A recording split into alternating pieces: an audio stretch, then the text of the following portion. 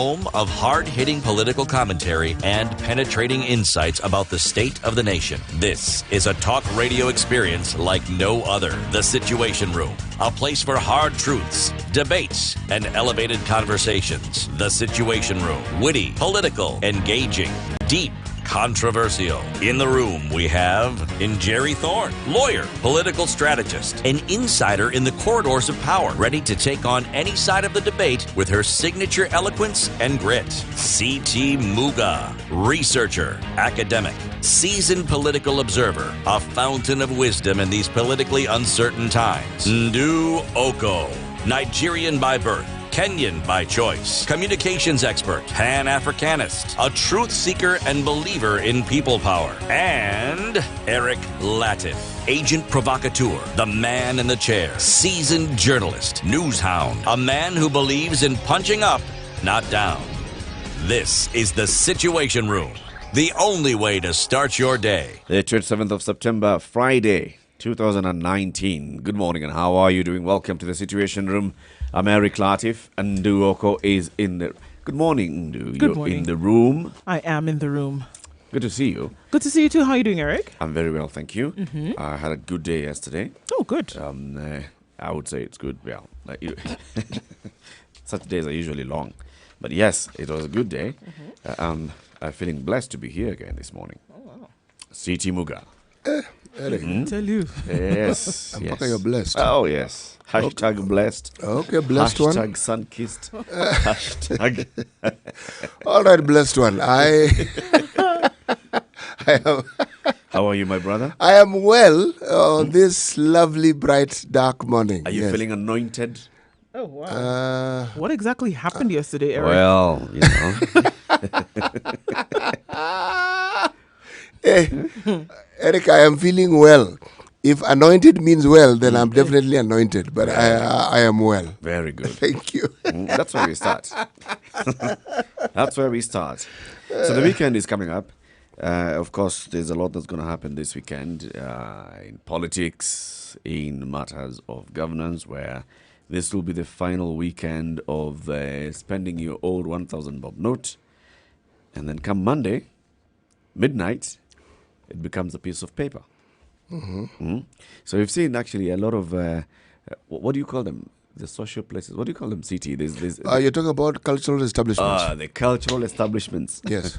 Are going to have a lot of activity this weekend where they're saying, come and spend your old 1,000 bob note. We'll help you to exchange it. Yes. With the service. Yes. And we're subsidizing it for you. Yes, things will be at half price. Things. The only thing we will not be at half price is your money. Yeah. But the things that your money enables you to consume will be at half price. Very good. Marketing done easy, right? Yes. Running with it. So what else has been covered in the dailies today? Well, the Star tells us that the Wairimu Sarah is fighting for cash and assets. That is the headline they have given us. Headlines, and the truth. But yes, she asks the court to release her because no evidence has been presented as yet. And I would argue that she is right. No evidence has been presented as yet. Well, we haven't heard of it or we haven't seen it. If there's evidence, then it is, should we say, a well-kept secret? Sounds like it's a well-kept secret. Yes, because, I mean, if it... We presume that there's something that the authorities know, people who are in charge of these matters, but we do not know. So we've seen the Cohen family lawyer as well, Cliff Ombeta, yesterday. He went after Sarah's lawyer, Mr. Philip Murgo, saying that Murgo is still a special prosecutor under the DPP's office and should therefore not be sitting on the other side. He's diverting attention. His being a special prosecutor does not prevent him from actually practicing law. If he thought it was, he would have categorically gone to the segment of the law that prevents Murgo from doing those functions or from performing those functions, and he hasn't. Basically, he's saying that we have a prosecutor in the defense. Yeah, but no. But he's being facetious. We all know. We have another gentleman by the name of Taib Ali Taib. Yes. Who has a similar function. But the man is still practicing law. Where does it say he can't do both? In fact, the fact that he's a senior counsel, what do they call them? Senior counsel. Yeah. Or is a lawyer.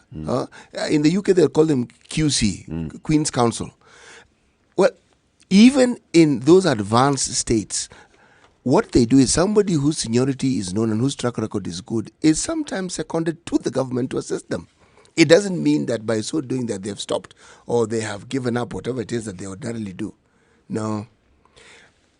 This gentleman, Cliff Ombete, should stick to matters of the law that prove that he has a case. Attacking Murgo, that's deflection.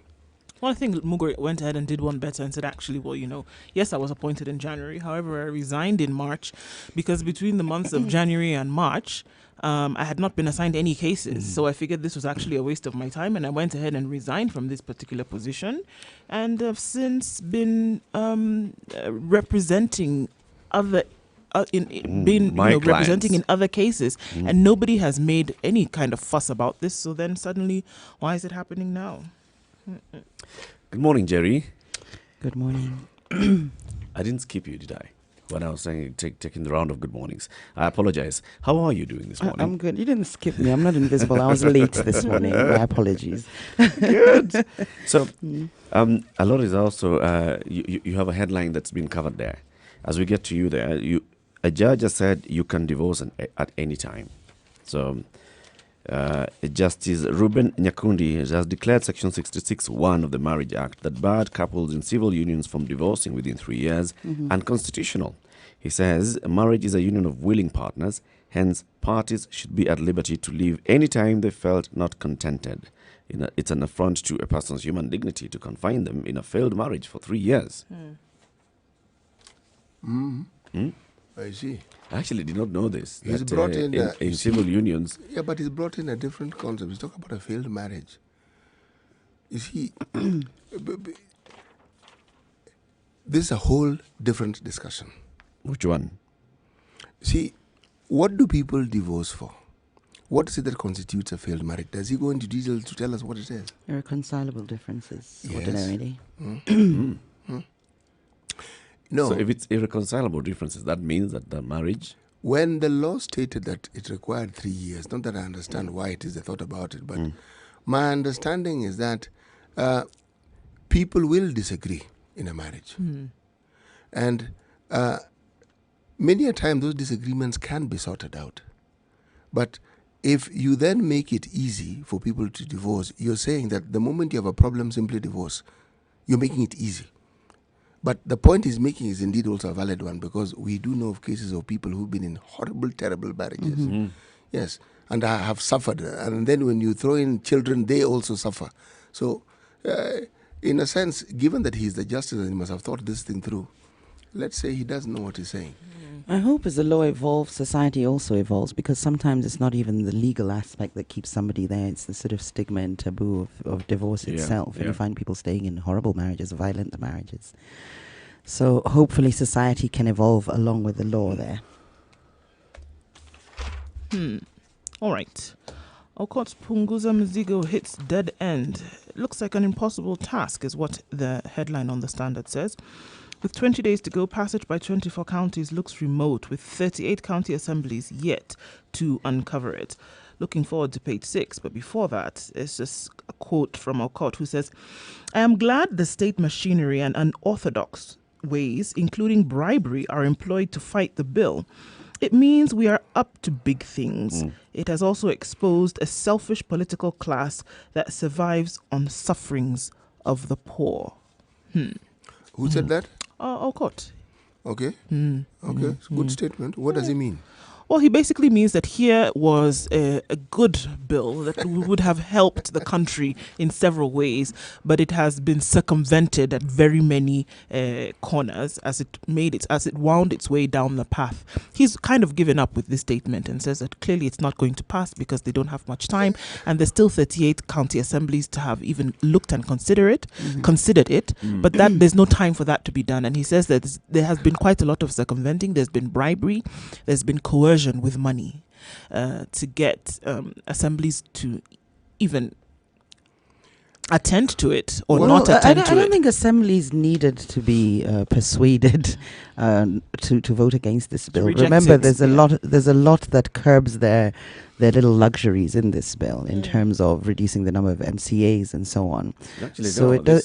this particular bill actually works very well for MCAs. For MCAs? Yes, How? yes, No, yes. how? It wasn't reducing there. It was actually saying even remove CDF and take it to the ward and make the ward the central bit of development. So it was actually it had something favoured them. enticing MCAs. Was it not around. looking to reduce the wage bill? I haven't read it, to be honest. Was it not looking to reduce the It was wage looking bill to It was. by to by reduce- reducing even the number of counties and things like No, that, or no. reducing the number of MCAs? No, MPs. it was It reducing was the- just it was- It MPs. was reducing Yeah. MPs. MPs. Okay, so reducing nominated senators. MCAs weren't going to be removed. It was creating a platform for reducing even nomination of MCAs by having election of MCAs. Now balancing imagine the how many gender of MCAs have been nominated, so they're going to vote against it. There was something that wasn't 100% beneficial for the MCA, so it wasn't going to be too difficult not to pass this bill. thing wasn't going to be beneficial to the political class. Yes. He seems to focus on what he thinks is helping the people. He fails to understand that these are the people. Yes. Although I think, looking at it fairly, I think it's important that we get to a place where, yes, such a bill is brought, discuss it. At least, in the very least, discuss it. Let it go into parliamentary record, into all the Hansards that we discussed it, and this is what we felt about it. So that there's record that shows when this proposal came, this is what people said about it. Because this is a route that is constitutional. The public initiative. I think this was also a litmus test for Ruto's support countrywide, and it's turned out to be quite acidic. The fact that it's been rejected is indicative of the support that he might have within the different counties. There is association between him and Ruto, and I believe Ruto's actually funding this campaign. But for Aukot, of course, his name recognition is right up there. Everybody knows him. He's on the front page of the Standard. So puts him in good stead for a position in 2022. I'm sure that's what he was after. Interesting, but this is what he says, actually. He says, passing the bill, each ward, just in answer to what it would have done, each ward would have received at least 100 million shillings for development. But prominent people are bribing MCAs to reject the bill. Why would any MP, governor, senator, and even president be opposed to more development money going to the villages? He said he had visited 23 counties and claimed that the MCAs had confided in him that they were bribed to oppose the bill. So he says. So he says. So if he's got this evidence, he should take it to the DPP. I mean, that's... But bear one thing in mind, you see, you assume that MCAs do not aspire to become members of parliament. Who assumes, me or generally? That's a Him. really him, good right, point. okay. Yes. this is very So good you point. are telling me that when I aspire to be an MP, I'll have empty coffers. I will not have the muscle to do the things I want to do. And you want me to support your this bill, way. right? I mean, but what he's suggesting is to devolve devolution, so devolution, actually devolve funds in devolved counties, so to speak. Now, we already have issues with money not being well spent in counties. So what we're doing is now taking it to MCAs who don't even need a degree to be an MCA. Yet you're going to manage a fund or a budget of, is it 100 million? The amount he mentioned. Yes. But you see, what he's not saying is It's a this. little dangerous. Within the current structure we have within the counties, there is money that the MCAs oversee, the development money. Already. Yes, they do. The They ward, do. the ward development fund, right? Yes, they do. Which is what is coming actually from the county government. Yes, MCAs have a lot of say in development of the country. they do. Already, and it's important that all of us look at MCAs that way, because I think sometimes you look at MCAs as, these people who, the MCA position, not the MCA individuals, the personalities, as a position that is low level and therefore does not mean much, and therefore we don't actually even consider it. Many people, if you ask them today, do you remember who you voted for as your MCA? They wouldn't tell you their name. But you ask them who they voted for the other positions, they would remember.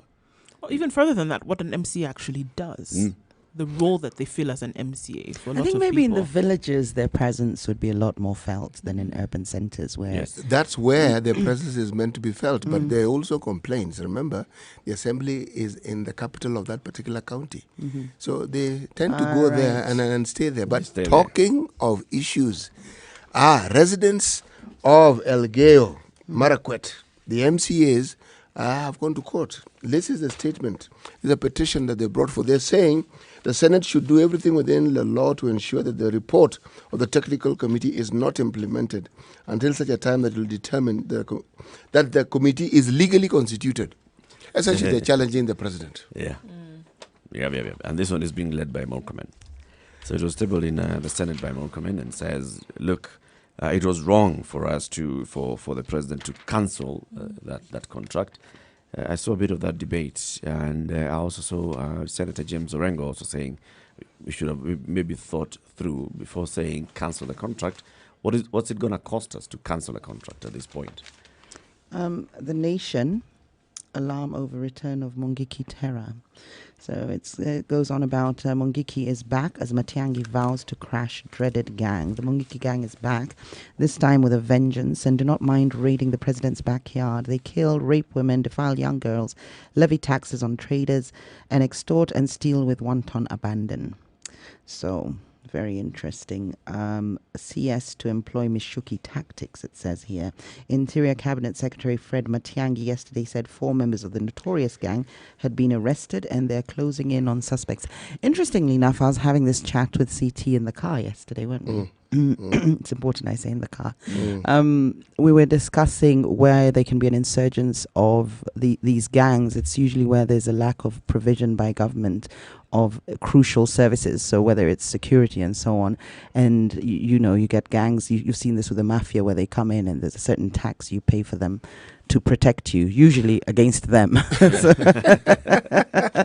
That's the irony. Anyway, that's the genesis of these gangs, and then sometimes you find them being utilized as political instruments for different agendas. I'm really hoping that's not the case and this can be curbed. We don't want us going down that route. But the thing is, even in any community before the advent of Mungiki, people who were thugs and thieves in the villages were known. It's not that they were not known. They were known. Because they are part of that village. They are part of that community. In fact, it isn't as though the security operators do not know some of these people. They do. Okay? The question you want to ask is this: what is this a sign of? This corruption we keep talking about. What is it a symptom of? Yeah, absolutely. Yes, because when it gets to a point where this hits the headlines, it isn't a small matter anymore. Yes. And we've also got to be very careful. Is this just an individual or isolated occurrence, or is this genuinely organized gangs, organized crime? Well, by the time the leaders are actually saying that there's a problem here, and by the time the residents are saying there's a problem and even demonstrating, making the interior CS to personally visit the area, it has been a big thing. It's not an easy thing. I mean, it's not a small-time occurrence. It must have been something that has happened over and over and over again. Well, we've been looking at what's been covered in the newspapers this morning. Remember, you can download the Standard e-paper app on the Google Play Store and Apple App Store. And with the Standard e-paper app, well, once you download it, you just pay one fee and you access all the publications of the Standard newspapers, the Standard Group. And that includes the Standard. We have the pull-outs that come in, Financial Tuesdays. Today we've got a new pull-out that's called the Owner Home Expo. Well, that's coming up. We have an advertisers feature on that. And all the other publications, including the Mount Kenya Star and the rest. This is a Situation Room. Good morning. It's now 20 minutes past 6 o'clock. And let's start having our conversations again this morning. So yesterday, Ndu, there's an MP who released a statement. Yes, he did.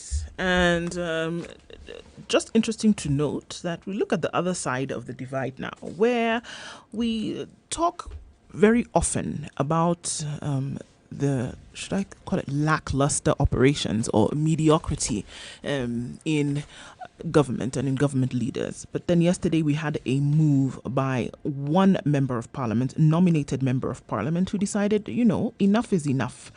And what Jubilee nominated MP David Ole Sankok said was that he is basically tired. And he said, if you're looking for a way, he says, everyone feels you owe them something because they elected you. Well, now that he was nominated, however, it's still, regardless of that, is that he still feels that the general population come after MPs in a way with wanton abandon, basically coming after them and asking for money. And he says the easiest way to draw away from God and attract curses is to become a politician in Kenya. Now, David Sankok is a Jubilee nominated MP from Narok and is particularly in his element when directing his humorous oral assaults at ODM leader Raila Odinga, and one imagines he cherishes every moment of a politician's life. But he says the fastest way to become poor in Kenya is to become a member of parliament or a member of county assembly.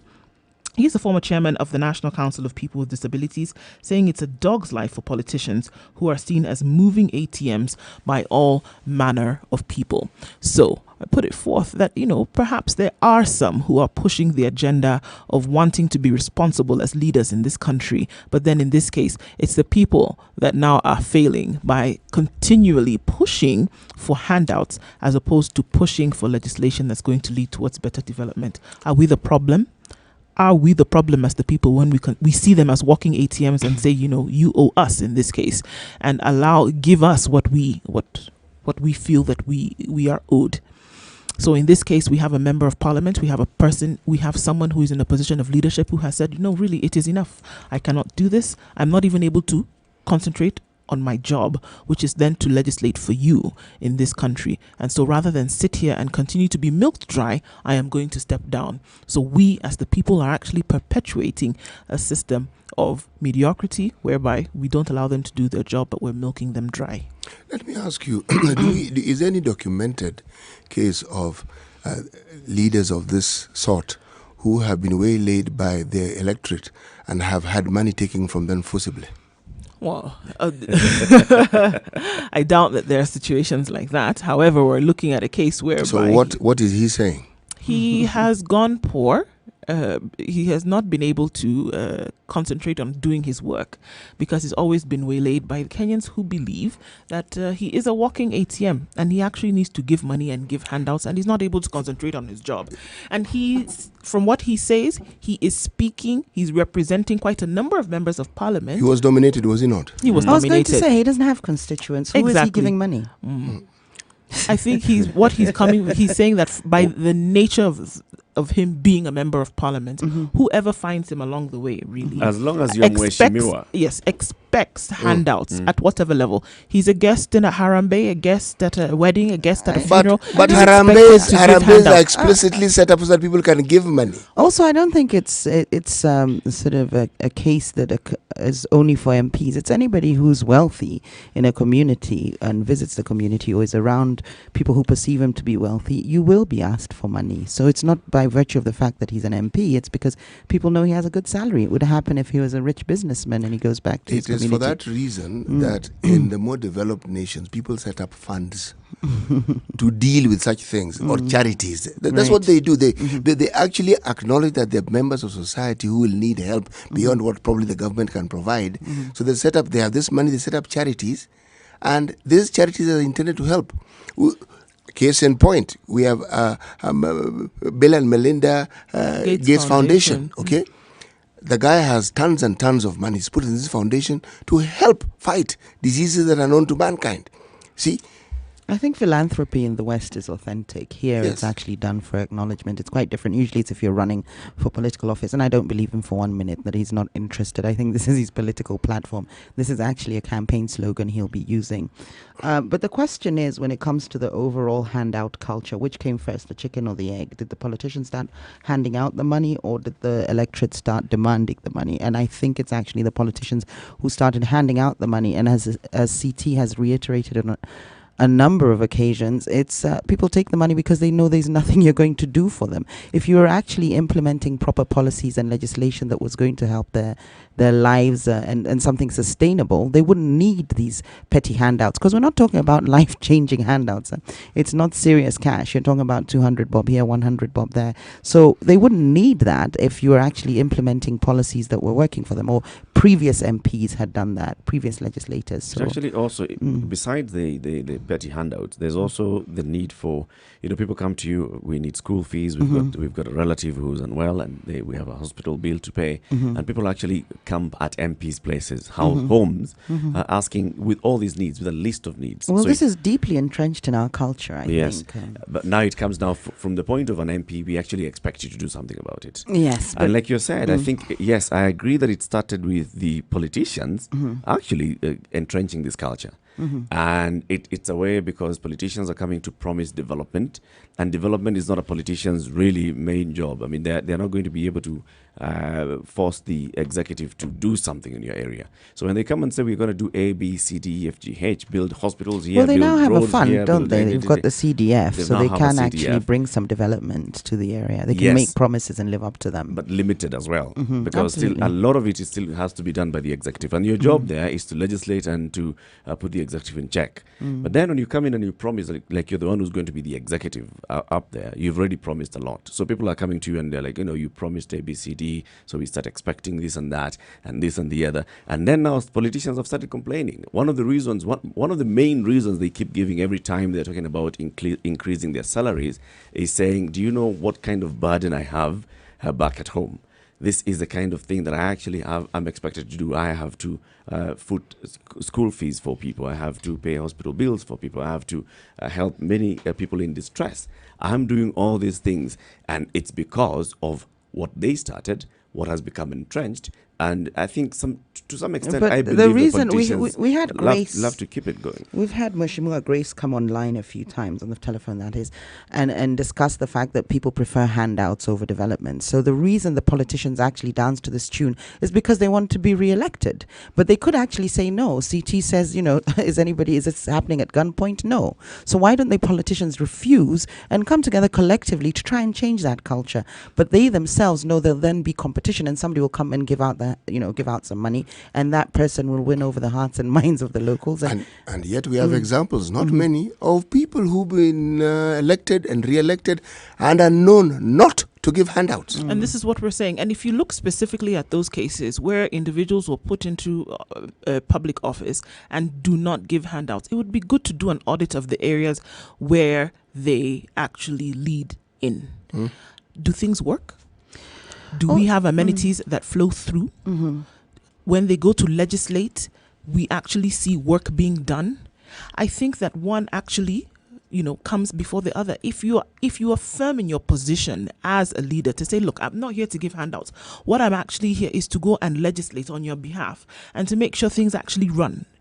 You will actually see that the end result is actually is clean. You will see that the end result is what people are happy for. And if you did an audit, you'd actually see that less people are asking for the money that I can get now. Because again, I go to the point that if I do believe that we came from the point of we didn't see these systems working.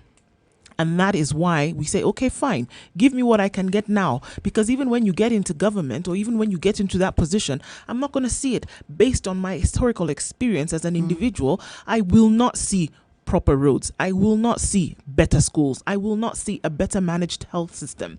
I will not see all of these things falling into place. So guess what? If I can get 1,000 shillings today while you're on the campaign trail to allow me buy 1, 2, 3 things, at least it's in my mind as something that you've done for me, and I can see a bird in the hand is better than two in the bush. What makes this culture also, what it makes it difficult, even for people who are not politicians, if it is felt by let's start with relatives, that you have more than they do, they will not stop coming to you for assistance. As Africans, we have this great need to assist people who we feel. I'm not talking about human, I'm talking about Africans now. So you take this culture of wanting to help into a position where you've been elevated to a Mheshimiwa, and part of the hallmarks of being a Mheshimiwa is somebody who sorts out problems. Part of being a Mheshimiwa, you're the sort of person who will be able to give people something small for them to tide them through the day. Now, if you get caught up in this, and that's what politicians do, they start when they're campaigning, when they intend to. You go for a rampage, people come. So by the time you become a Mheshimiwa, you've gotten people accustomed to this.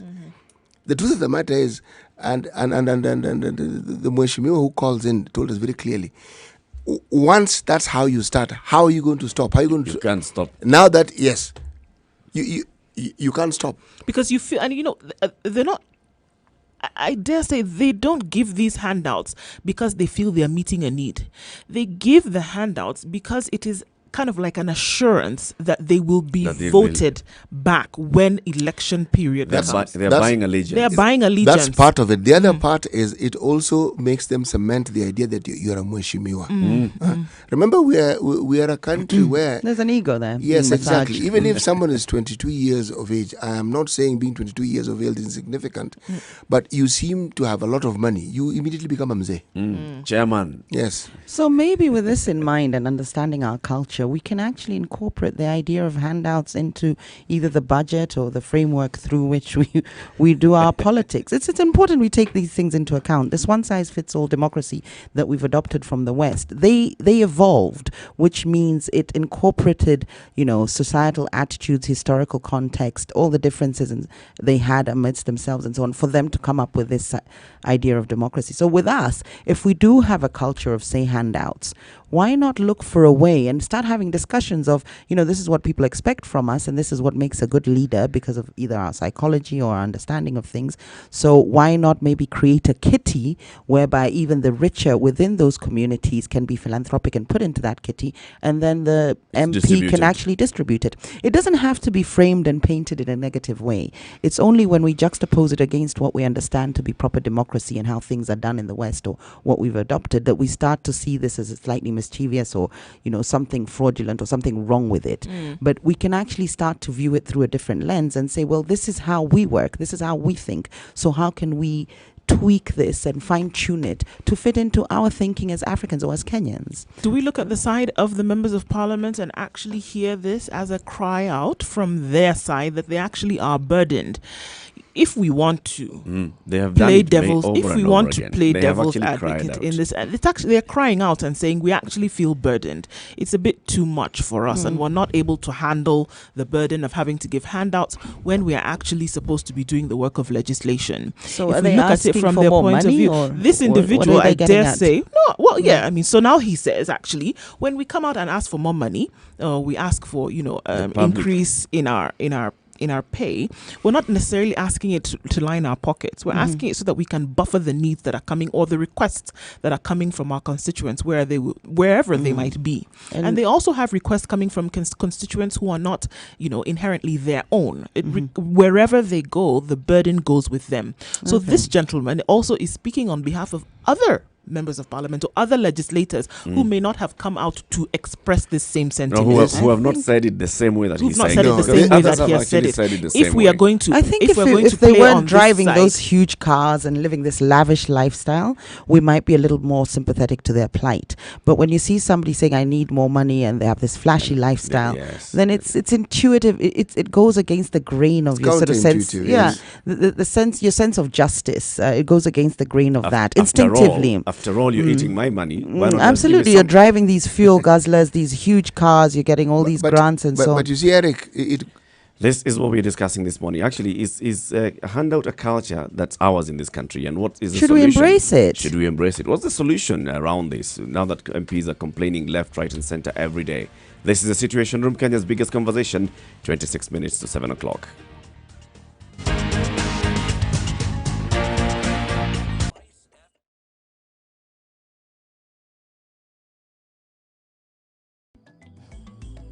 How well do you know your country? Given a chance, where would you go? Not so many places, huh?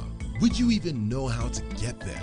Yes? No? Maybe? I don't know. Well, oh ye gallivanters and tourists alike, here is your chance to not only know, but also visit amazing destinations in Kenya with complete recommendations, guides, and tips on accommodation spots, wellness stops, and food joints all over Kenya. How, you ask? Courtesy of the biggest locally targeted tours and travel magazine, Travelog. Travelog is your monthly pull-out magazine in the Standard newspaper every first Thursday of the month. With Travelog, enjoy the beauty of life that Kenya has to offer. Visit exotic and hidden destinations, be part of amazing conservation campaigns and projects as you simply enjoy Kenya. It's our way of putting Kenya on the map, grab your copy and be aboard the fun wagon as you improve the quality of your local travel experiences. Travelogue, Jione Kenya.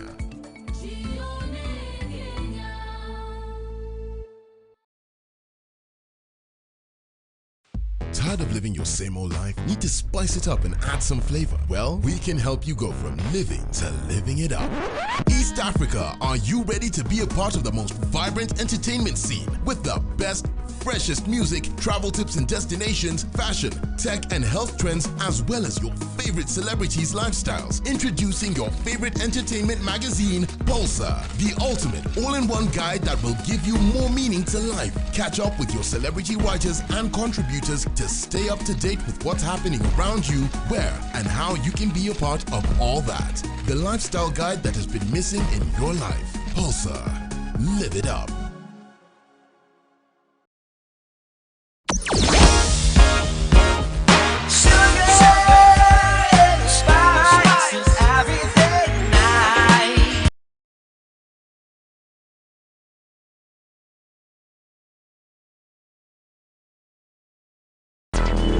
Traffic. Traffic this morning is going to be indicative of the times. It's the end of the month and it is a Friday. Jogo Road along Botella Estates, there's traffic moving all the way to the City Stadium as early as 6:20. Gong Road, Chukwusawa Kabisa, no traffic right now, but I can assure you that situation will change. Thika Road jam from Roy Sambu this morning very early. It's already bumper to bumper as people are trying to get into the CBD. Jogo Road entry as far as Outer Ring, Donholm, there is already traffic. The Eastern Bypass around the area leading towards Thika Road is fantastic right now, but if you're on the road, now is the time to get out before things get mishmash. The only way to beat jam around Wayaki Way is to leave as early as 5:30 and make it into the CBD. It's going to change. It was drizzling a little bit this morning, and we're going to have traffic if the rains get any heavier. Right now, Kangemi is extremely clear, heading towards Wayaki Way, heading towards the CBD. Not so much on Langata Road or not so much on Langata Road on Gong Road at the moment, but that could change. Give us a call, 0719 016 012 600.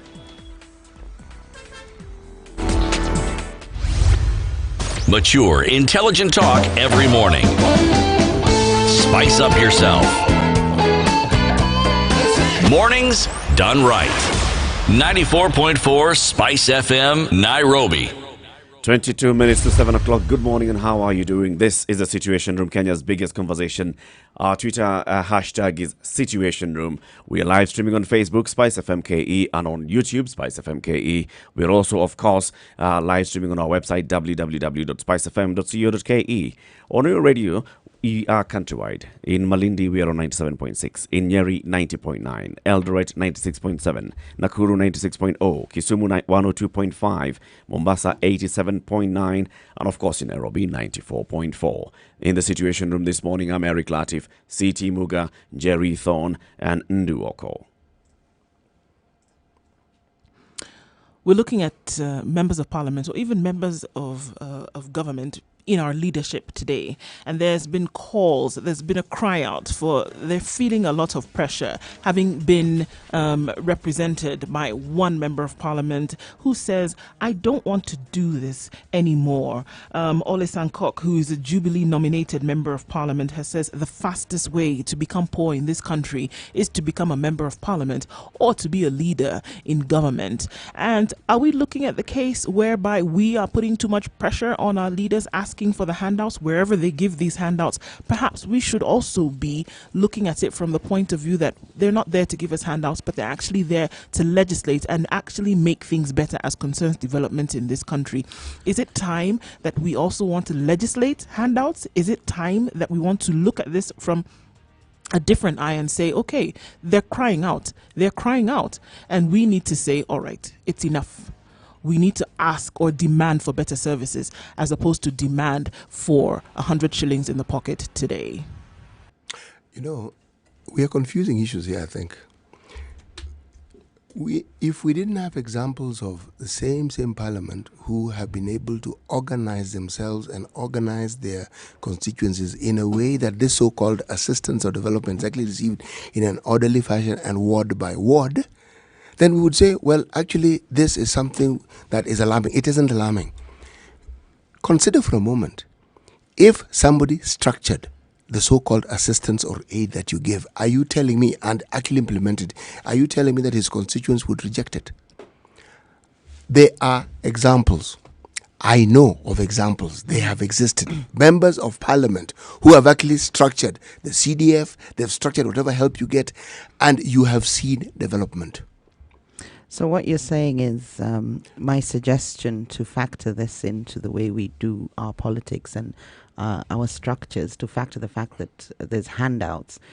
There's no need for it because there's already funds that are... There is. I'm saying two things. That are available. I'm saying two things. I'm saying this man should stop whining and complaining. Absolutely. Okay, what on earth is he telling us? Mm-hmm. He's telling us he has failed to organize himself. He didn't even get elected in the first place. Yes. Does that give him less legitimacy? It does, because somebody who gets elected spends money getting elected. Mm-hmm. Sure, but in this case, he's representing some of his colleagues who may have been elected, he's actually saying this is the crime. An MP's function is not to represent other MPs. Right, but in terms of... let's get this right. In terms of the sentiment, so he's saying that I am not the only one. I am trying to say that... He says I'm not the only one. No. They are suffering because of their own incapacity to organize themselves and think in a structured way. And we could also argue, because MPs do have a lot of, they do get quite a huge salary. I think it's in the region of 600,000-700,000. And on top of that, they get sitting allowances, they get extra grants for cars, they get loans at very low rates.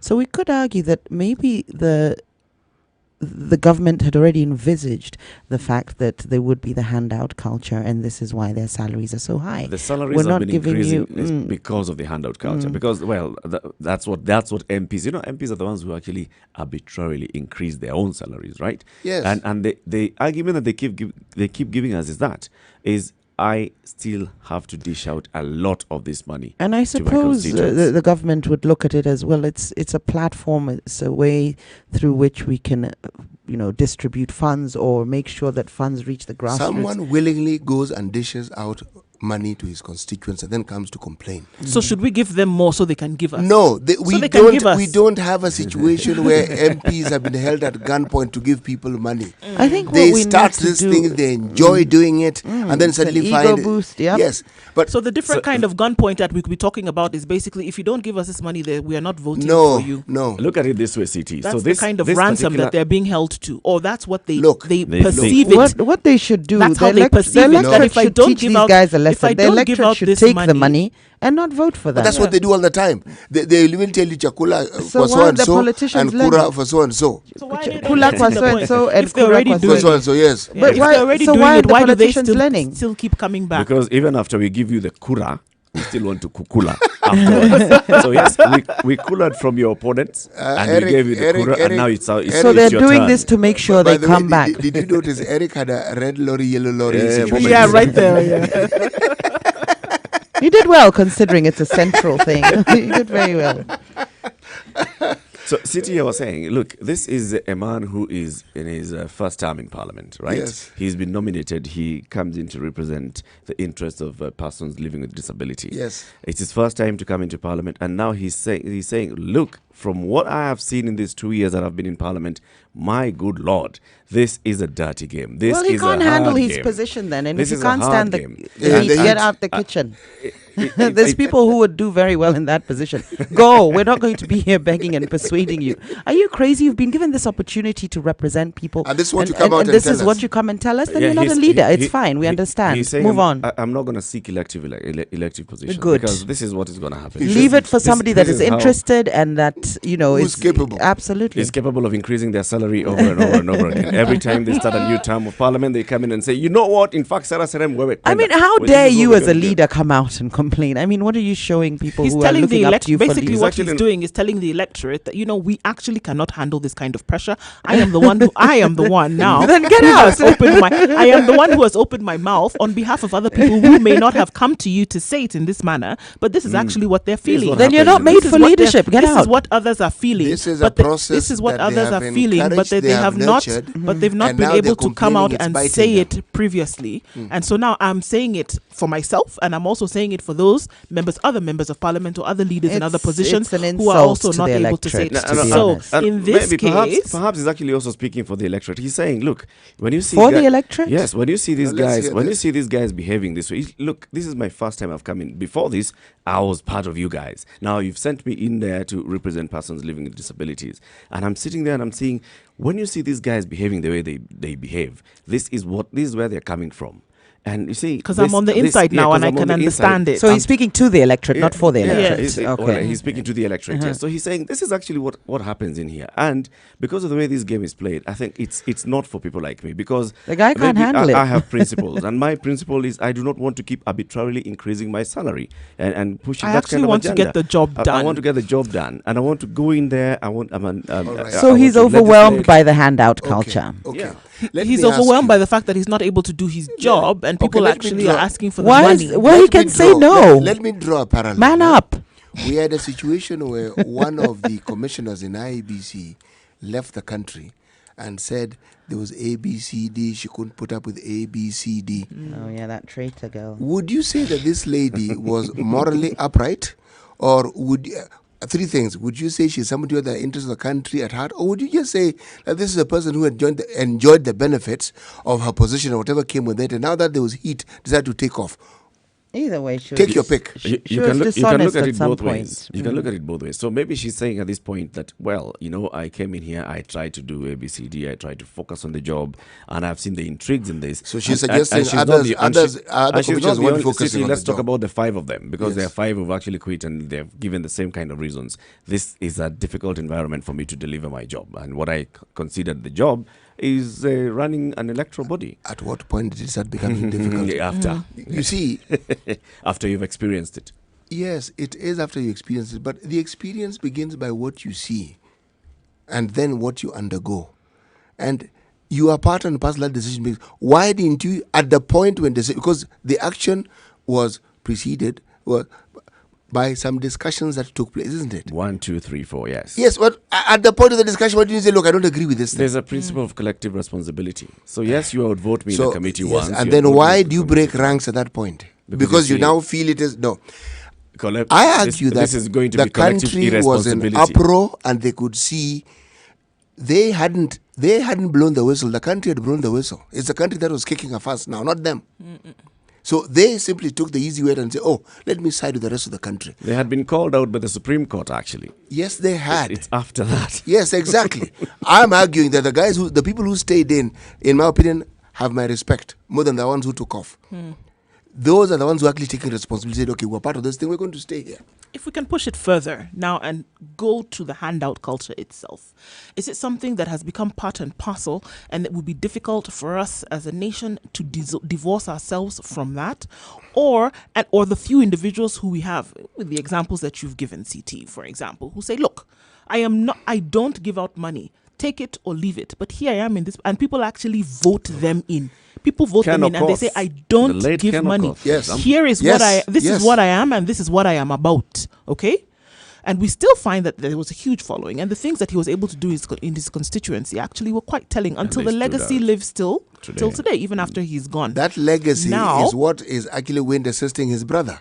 Exactly. It's assisting his brother because they find that there was proper management and people say, this is the kind of thing that we want. Yes. Leading me to what I'm saying now is that this handout culture that we have imbibed. Embraced, made it our own. We've married it. Is it necessary? Is it absolutely necessary for one to put people in positions of public office? Is it necessary to prove a point that when you do come in that what you said you would actually do doesn't work, and so then we take what we can? Is it necessary? Should he therefore accept it and legislate it? Yeah. Is it, or can we actually do without it? We have examples where we've been able to do without it, and we have development happening at constituency level. So can we not use those examples then to push forward? Is it necessary to have a handout culture in this country? If you consider that it wasn't always there, the answer to that question is yes. You see, remember, what is the worldview of the so-called voter? What is this that he perceives the politician to be, and what does he perceive the government to be, and what does he perceive is the function, the role of the government? You see, leadership means that those who aspire to these offices should take, you've said it, we've said it here, you've said it many times, Ndu, that educate, tell the public, look, this is what we're supposed to do, and this is what I'm going to do. Remember, I talked about a contract with your voter and say, I am going to be your MP, I want to be, and this is what I want you to do. I want to ensure that with this money that we get, we do this, and hold me accountable every year. Tell me we're supposed to do this. What have you done? You didn't do this, yeah. If you say this often enough, I say this because when we work in the field of HIV and AIDS, those early days when people didn't know whether a mosquito bite would cause an infection, we weren't sure whether if you breathe in the air that whether it was communicable or we didn't know much. It was scary. It is the process of continually educating the people that got people to the point where they understood, one, how ARVs work and why you have to take it. It took time, but politics in this country seems to be something that involves waving a magic wand, and dishing out money seems to help that along. That it's like the person who benefits more from the dishing out the money is the person who gives it. Absolutely. Yep. Because they feel, at least I have. You given. recognize. Yes, I have given. Yes. Man. And don't be fooled. This idea of people running around and following you and calling you Mheshimiwa, it's intoxicating. Let me open up the phone line. 0719-012-600. 0719-012-600. We're talking about the culture of handouts. Whether are we impoverishing our own politicians? Are we impoverishing our brothers and, in fact, let's call them our brothers and sisters and cousins who have come to us and said, I'd like to actually represent you in Parliament. And then we come back and tell them, give me. Well, this is a dire situation. Good morning, Daniel from Nakuru. Oh, Niko Salama. I'm Niko Salama. Yes, Daniel. What do you think? Karibu sana, Daniel. Nashukuru. Daniel, I'll ask you to please switch off your radio and then we can continue the conversation. Or lower the volume. Maybe he wants to listen. Yeah, so, the handout culture. Yes. That is ingrained in our society. Okay. You see, when I come to visit you, I cannot come visiting you with an empty hand. Lazima nipitie supermarket, nifanye ka shopping kidogo, right? Yes. And that is what has happened to us. Like, instead of the politicians coming, on impromptu basis, like come to our church, come to, without prior, notice that they're coming. Hello. Yeah, Hello, we're here. Ahead, Daniel. Yeah, at least I think that way they will stop dishing out money. But the moment they only come to us on Harambee, lazima watoe pesa. Now, this MP, nominated MP, I know from that community. Sitasema ni nani, but naturally, Masai, is it? wanakuwaga wastingi. Yes. Before Masai gives you something, they are stingy sana. It is African to visit someone with something in your hand. When you come over for dinner, bring a bottle of oil. Daniel, Yes. Is it African for someone to come into your house and say, I've come because I want? And they come out of their own volition. And you also welcome them of your own volition. Yes. Sasa wakikuja lazima watoe kakitu. Na sisi tunawa promise kura. So then, are we saying that then it's justifiable for the politician because they're giving us a handout to use that same excuse to increase their salary? It is not. Actually, the handout is not a good thing, number one. But it is African, to always have something in your hand. You always, tunasema shilingi na muliko na nyingine. You always need to have something.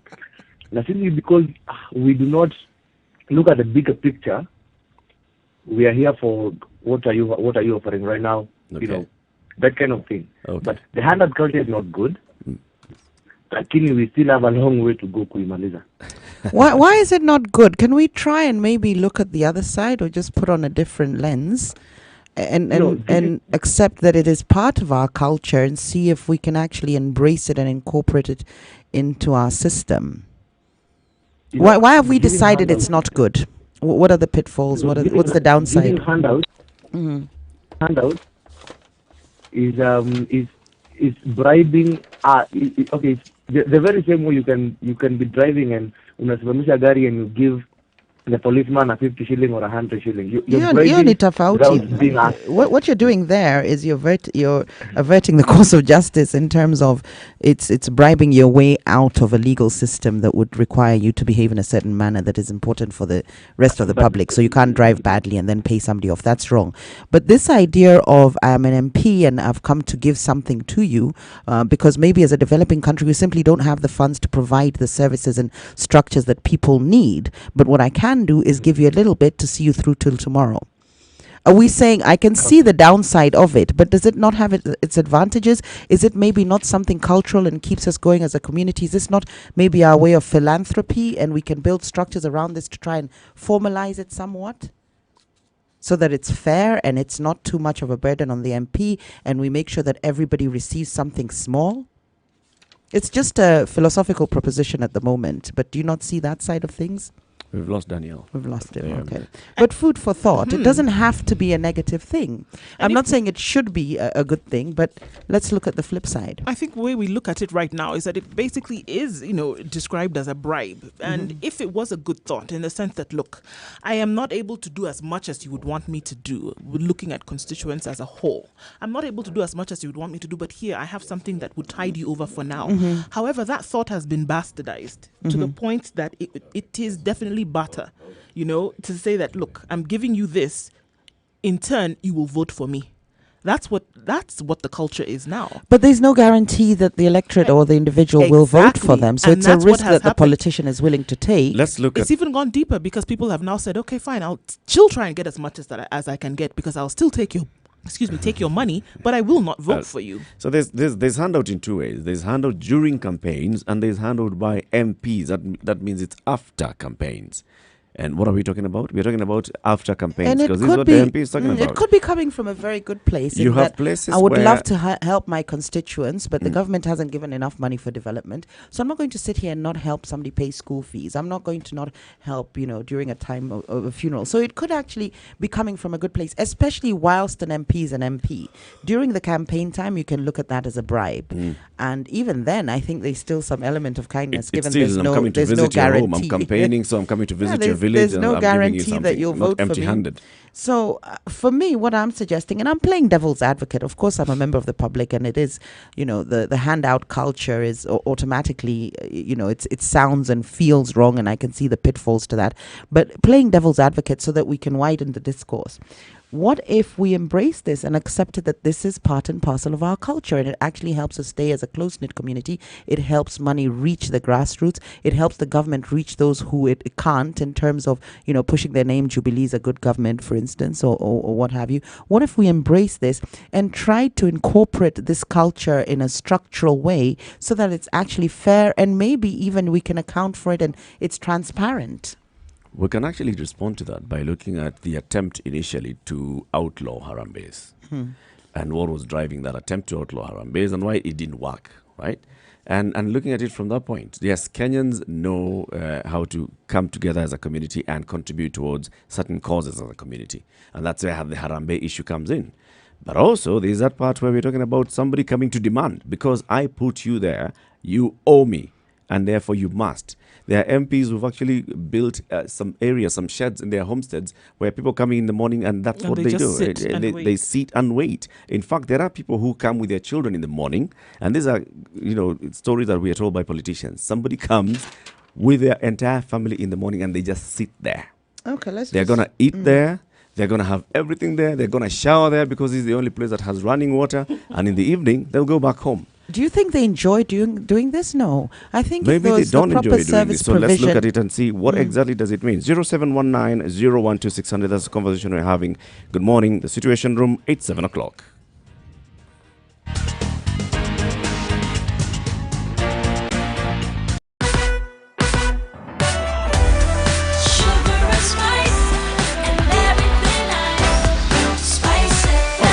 A fatal accident on Thika Superhighway involving a personal car and an NYS vehicle alongside a school van was hit next to the Kahar barracks from town.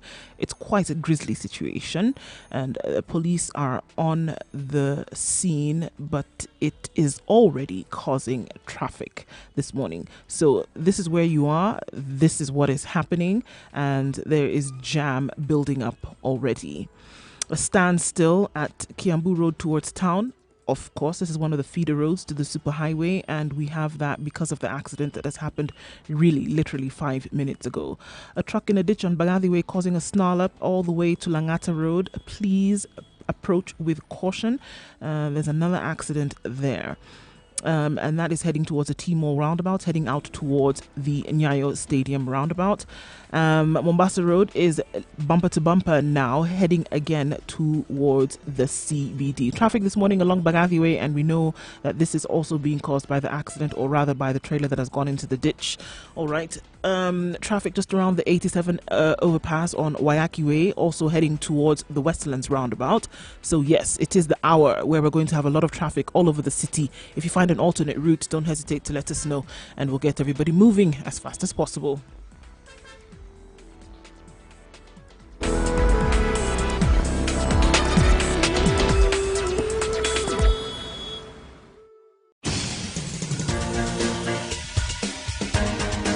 This is the Situation Room, the home of hard-hitting political commentary and penetrating insights about the state of the nation. This is a talk radio experience like no other. The Situation Room, a place for hard truths, debates, and elevated conversations. The Situation Room, witty, political, engaging, deep, controversial. In the room, we have Jerry Thorne, lawyer, political strategist, an insider in the corridors of power, ready to take on any side of the debate with her signature eloquence and grit. C.T. Muga, researcher, academic, seasoned political observer, a fountain of wisdom in these politically uncertain times. Ndu Oko, Nigerian by birth, Kenyan by choice, communications expert, Pan-Africanist, a truth seeker and believer in people power, and Eric Latin, agent provocateur, the man in the chair, seasoned journalist, news hound, a man who believes in punching up, not down. This is the Situation Room. This is the Situation Room, the only way to start your day. 97.6, Nyeri 90.9, Kisumu 102.5, 96.0 in Nakuru, 96.7 in Eldoret. As always, you can catch us this every morning on Spice FM KE on Facebook or YouTube, Spice FM KE, or also on our website, www.spicefm.co.ke, the first and only audiovisual radio station 24 hours every day. So in the Situation Room and this hour, we are discussing the culture of handouts in this country. So we have the MP, David Ole Sankok, the nominated MP, who has come out and said, look, this entire handout manenos is too much. It's become very difficult for me to operate as a person. I mean, I'm being forced to give money to people. I'm being forced to give money and handouts to everybody that I meet simply because I'm a member of parliament. And I feel that this is not right. In fact, if this is how things are, I will never seek elective position. He is nominated right now. And so Jerry is actually saying, maybe if we look at it this way, should we find a way of embracing it? It's part of us. It's our culture. This is who we are. We always, find a way of helping one another in the society. Maybe we should just find mechanisms of legislating this and allowing the government to It has been legislated. It's called CDF. It's not only that, even at the level of the counties, you have monies that go to the wards. The legislation exists. You're talking about a personal culture. People who aspire to elective offices encourage this culture. They fuel it because it is good for them. It makes them feel good. There's the feel-good factor. Please remember that the vast majority of the Kenyan citizenry began their existence in the rural areas. And they only came to this urban setting with its trappings when they were already adults, whether they came to seek higher education. So you come into this situation with all the values that you imbibed in your natural setting, which is a rural setting, a traditional setting. In that setting, giving money, helping is normal. It's very normal. But giving works two ways. The recipient feels good, the giver also feels good. That it's an empowering process that you've actually helped someone. Now, you take it to the political arena, use a very explicit word, bastardize it. You then give it a new dimension, really. Okay. Now the dimension is commercial. What we're complaining about is a commercial element of it, where demands are now being made. It's like it's our right. Yes. But it's a political game. That is the game that the electorate is now playing. You don't have to play it. If you really want to lead and giving is the way, or dishing out money all the time is the only way, then tell them, look, if this is it, I'm sorry, but I'm not playing this game. I don't have any chips here. There are people who have run on that card and have been elected. I keep telling you, the electorate understand. When they tell you kula, kwa so and so, and kura, kwa so and so, they understand perfectly whom they want. What's beginning to emerge over these conversations in the past few weeks is that there's somewhat an acrimonious relationship between the leaders and the electorate, and there's a lot of games being played, power games and little politricking, as we call it. But yes, there's the CDF, but you see, that doesn't allow the culture to be expressed, the culture of giving. It's been formalized in a way where there's a fund and there's a budgetary allocation, and people don't get to see and feel the MP or their leader actually handing it out. So if that is the culture and it causes a feel-good factor or likability factor, this is what I'm saying. Why not incorporate that, where there's a certain day you go and you will receive 200 shillings, 200 both and it will be publicized, and I'm saying it might not be such a bad thing. Let's hear what Nathaniel thinks of your idea. Nathaniel, good morning. Good morning, Latif and Tim. Good morning. My 2 cents would be one. Latif, I'm sure you can call Tankok on his mobile when you're in the office. You must be having a contact. So ask him. Professionally, we have that option of resigning. You don't have to wait for your term to run to the fullest. And then number 2, handout is not a culture. It is a shortcut we have found to postpone development projects and promises. By whom? Who can I Which just came ask first, the chicken or the egg? Who decided, the electorate or the leaders? This was a shortcut. Now, what I can tell you is that the handouts don't serve my purpose. They serve the handouts of the person who is either elected or standing to be elected. Okay. Because when you give me 200, if you give 200 people each 100 bob, it is not them that benefit. It is you that goes at a loss because you spent roughly 20,000 in one go, which is a lot of money. But 100 bob would only serve for 2 bottles of soda for maybe I and a friend of mine. So you've both lost out, you and the leader. No, it's a lose-lose situation. Yes, it's a lose-lose situation, but majorly to I as a Kenyan or the electorate, because then I forget that I need to remind you of a promise of development that you made. So it pacifies you somewhat. It pacifies you as the voter. Yes. So and it excuses your underperforming status as an elected person. But we accept this as the electorate. We're okay with this. We are not really okay as such, but I'm not even get. Sure. That is, I think, the closest we can get. Because, for example, I'll tell you for a fact, and not without quoting a name, we were promised 9 Sadia on national television, but what we get nowadays is about 400,000 every weekend in a church. Who remembers about the study when you're in a church? Who remembers about other projects? So basically, those handouts serve the purpose of postponing promises that were made, so we can use the same. Remember, there's a time I called and I was saying we have put in a situation where the chicken has all the feathers removed. So whether it is cold or hot, we need you to come and provide us with what we need. Whether it is warm during cold times like today, or we want heat. So that is what politicians are doing to us. They've plucked our feathers. they've plucked our feathers, so we never remember that we don't have feathers. We just run to them for the short version of something good to be done to us. Asante sana Nathaniel. I can hear you're in traffic. Where are you? No, I'm not in traffic. I'm on Waiyaki Way, just outside Consolata. All right. So how does it look there? Is there are the cars moving? The cars moving both ways. I think the issue is just before Brookside from Kangemi and before the roundabouts on Uhuru Highway. Asante sana. Have a good one. You too. So an interesting concept he brings, or a very good explanation. So whilst you're MP, the reason you're actually giving funds away is to pacify or, quell the agitation and divert attention. From the electorate of the under-delivery and non-performance and broken promises is what he's suggesting. So during elections, you're giving out money so that you can get voted in. Once you get voted in, you're now giving out money. One of the reasons you're giving out money is to pacify the electorate. That's what he's saying. So you have to get away with actually not doing your job. And eating the CDF. Well, remember, it begins with you making promises. Huh? And the electorate they hold you accountable. Some of the promises being unrealistic. Yes. So you pay. You pay. You pay. Yeah, I keep telling you, the voter understands what it's doing. You see, what Nathaniel is saying is true up to a point. But I feel that one needs to consider that you have a very intuitive electorate who have understood the game. Yes. They've understood it fully, and they've realized any would-be politician is this sort of person. So they know how to handle you. They've got your number. From day one, they have your number. But in choosing to engage in that game, is it beneficial to them in the long run?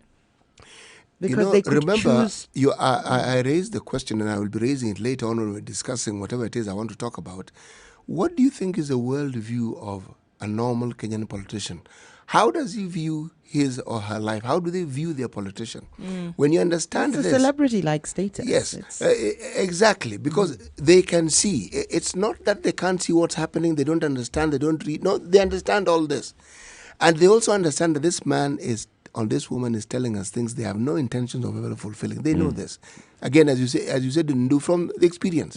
So they decide we'll take money off him and vote him in. That's at level 1. Or vote somebody else in at level 2. That's at a very basic level. Anytime he passes by here. So these guys are complex, multi-layered. It's a toll. Mheshimiwa amepita ametuachia kitu like that.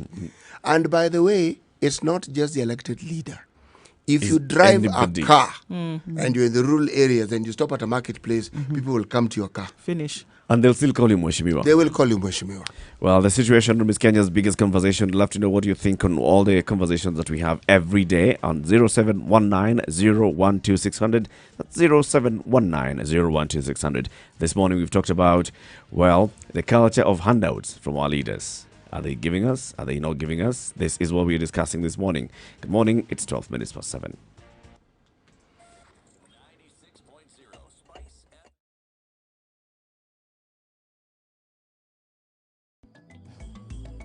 How well do you know your country? Given a chance, where would you go? Not so many places, huh? Would you even know how to get there? Yes? No? Maybe? I don't know. Well, oh ye gallivanters and tourists alike, here is your chance to not only know, but also visit amazing destinations in Kenya with complete recommendations, guides, and tips on accommodation spots, wellness stops, and food joints all over Kenya. How, you ask? Courtesy of the biggest locally targeted tours and travel magazine, Travelog. Travelog is your monthly pull-out magazine in the Standard newspaper every first Thursday of the month. With Travelog, enjoy the beauty of life that Kenya has to offer. Visit exotic and hidden destinations, be part of amazing conservation campaigns and projects as you simply enjoy Kenya. It's our way of putting Kenya on the map. Grab your copy and be aboard the fun wagon as you improve the quality of your local travel experiences. Travelog. Jione Kenya.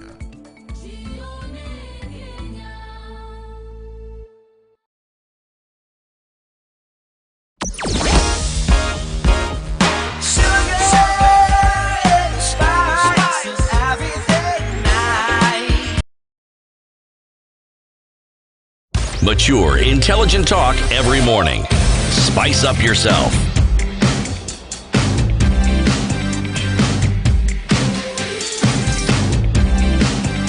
Mornings done right. 94.4 Spice FM. Kenya's biggest conversation, the Situation Room, or hashtag Situation Room on Twitter. The conversation happens there. Also on Facebook, Spice FM KE, where we're live streaming on our website, www.spicefm.co.ke. Our frequencies around the country, 96.7 in Eldoret, 96.0 in Nakuru, 102.5 Kisumu, 87.9 Mombasa, 90.9 Nyeri, 97.6 Malindi, and of course 94.4 in Nairobi. And the conversation is around leadership and what we do as the electorate versus how we relate to our leaders. So we're talking about how leaders are actually coming to us before, as they are campaigning and they are giving us something, and we expect them to give us something. And after we have elected them into office, we still go to them and we ask them to give us something. And then now they're complaining about it. Now they're complaining about something. They're actually feeling the pressure, and they say that we cannot continue like this anymore. It's now with the Think of that statement for a second. Are MPs really helpless? I don't think so, but I would say that I do believe, and just going with some sentiment, I do believe that they enjoy the fact that they can lord it over the electorate, that they're in a worse off situation that they are, and they can use their situation to their benefit, in the sense that if I come and I give you the 1,000 shillings, you're going to come to me tomorrow and ask for more. That's what they feel. It's an imperial position. Yes, absolutely. It's you're lording it over someone that they're not in a position to be able to provide for themselves. And then you come back to them and say, well, they have it in their head that, okay, well, they gave me that 1,000 shillings before. They gave me that 500 shillings, 100 shillings before. And so he will come and give me some more. So now what I can give him or her is my vote. I want to know about this nominated fella and why he's complaining. He doesn't have constituents. He didn't spend any money campaigning. His constituents are the six. This is exactly it, Jerry. Anybody who meets him, even you, Jerry, you meet him on the street, you're like, Mheshimiwa, how are you now? Mheshimiwa, well, that happens to anybody. And I think that nominated MPs, in the way the government is structured, they're given a certain docket or an area to look after. And it's not unique to MPs. In this country, you see anybody rich, No. Ask it for is assistance. It is amplified for MPs. You see, they're public servants, so yes, you can see why. Somebody who is wealthy, you will go and ask them. I have this problem. Tafadhali naomba unisaidie. I'm Mheshimiwa, you actually walk and so in. what is he saying? That he can't say no, he's feeling overwhelmed, he can't handle this position? No, he's basically feeling that this is not the right way to go. This is not the right way for all of us to go. This is not the way that we should be relating with one another. I'm in the National Assembly. So he's complaining. Is he giving us a solution? The solution that he has is to leave. Now, okay, he's dealing with 6,500 disabled persons, as it were, because he's been given that docket to handle. Even as a nominated MP, he does have his duties to fulfill. It's not just to ensure that during legislation and deliberations, their rights are taken, and the interests and rights are taken and represented. There are more NGOs than you can count on your fingers on your toes.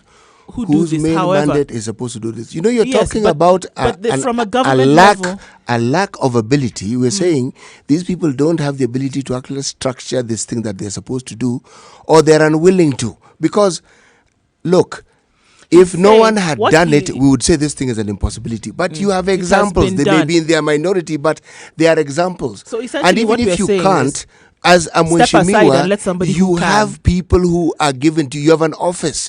People who are supposed to manage these things. People who are supposed to understand administration and so forth. So he's basically overwhelmed. He can't handle the job. Is that so what we're saying? That he should leave. It boils down to that. He should leave sooner than later. He can resign. The caller said, and he can actually resign. And he's not the only one. If he can't handle it. Yes, he has said that I can't handle this, and that's why I'm not going to seek any elective position. So in the next 2-3 years, he's actually not going to be serving his purpose. He is going to be serving his purpose, which but is legislation. But he's stated he can't do it. He's not able to do it. He's going to serve his purpose of legislation, but he's not going to give handouts. Maybe this is a get-out clause. Yes, he doesn't want to give out any more money, and he's telling people this way. But even as we're speaking, I'm thinking, there may be some genuine concern here. You see, somebody may actually be admitting that among the Waheshimiwa, they lack the capacity to do certain things. So it could be actually complaints of a problem on a larger scale. They don't have the ability to structure and do these things. So what they are able to do, what they see people doing is killing them. And yet again, if it was structured, it need not come to the point where this has been demonstrated before. Last year, they demonstrated it when they were going to argue about increasing their salary. They were basically saying, you know what, you guys are already camping at my home, and I want to be paid more so that I can come and give it to you. They have basically demonstrated that we cannot think of any way out of this. And there's the larger political picture, of course, in terms of an MP brings with him his constituents for the presidential vote. So, you can see why right from the top, you want to ensure that these MPs can actually keep sweet. Jerry, in this country, the MPs don't hold that particular sway. Sorry. It's the party leaders who hold that sway. It's the individual. Yes, the MPs are pawns. But they help mobilize. They help mobilize, not in terms of affiliation with party. They are mobilizers. Mobilizes, but also to ensure people go out and vote. Because yes, the party can have the support, but the apathy is there, and people are maybe not bothered to. Do you know why this thing becomes a pressure? You've mentioned something. The MP does have some input. You've actually left out the key component. It's not the MP. It's the political support system that is normally affiliated to that party. These are the engines, not the MP. Absolutely, in terms of the support. Yes, but not the MP. There are individuals in that who actually get things done. Not the MP. The MP is the flower girl. They are brought in. Usually, it's what you see is the representative that you see. There is a machinery that gets things done, and within that machinery, usually that's where the MP emerges from. So he's got some control and understanding of the grassroots there, and he can actually come back to the top and the presidency and say, actually, these are the issues within my constituency. You're losing a little bit of support because maybe there's the coffee issue looming and so on. So the MP is also critical for the helm. They are. And this is probably why they get the salaries they're doing. It's not a reward just for the MP. It's actually to say, yes, go out there and keep my guys sweet. It's actually a reward for the MP. Because, like you've said, the MP is the person who's playing that role of the party machinery at that level. So, the position is the reward. But in terms of the amount of money they get, I think they have counted for the fact, or they factored in that he will have to give out money. Who's they? Whoever's allowing these bills to pass. It's MPs. The salaries. They're the ones who are legislating. Pause for a second. Just pause for a second, all right? Why is it that you see so much theft in the public arena? Do people need all that money that they seek to steal really? They want it. They don't need it. Why do they need it? They don't need it. They want Some it. are trying to catch up with the dynasties. But they actually need it. Don't be fooled for a second. It's not a question of wanting it. It's a complex situation of lifestyle, greed. It's all these things put together. You think the MPs are exempt from this, and they are the ones who they're playing the biggest game in town. No, they're not. Now, what the Mheshimiwa is complaining about is this vote is raining on his parade. Yeah. I am not able to get what I need. Yes.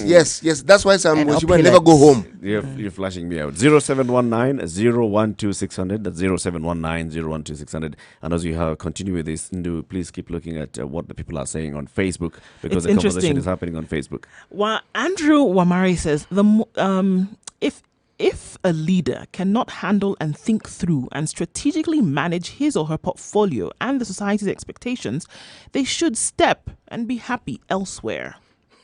I'm shocked that a leader would come, onto a public platform. What's the name of the end? His name is Andrew Wamari. and actually say, I can't handle this. This is too much. That is not leadership. It's for you to come up with solutions. This is it's what's happening.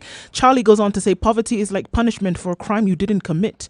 Politicians love the poor electorate so that they can keep lording over them. All politicians in Kenya are lords of poverty.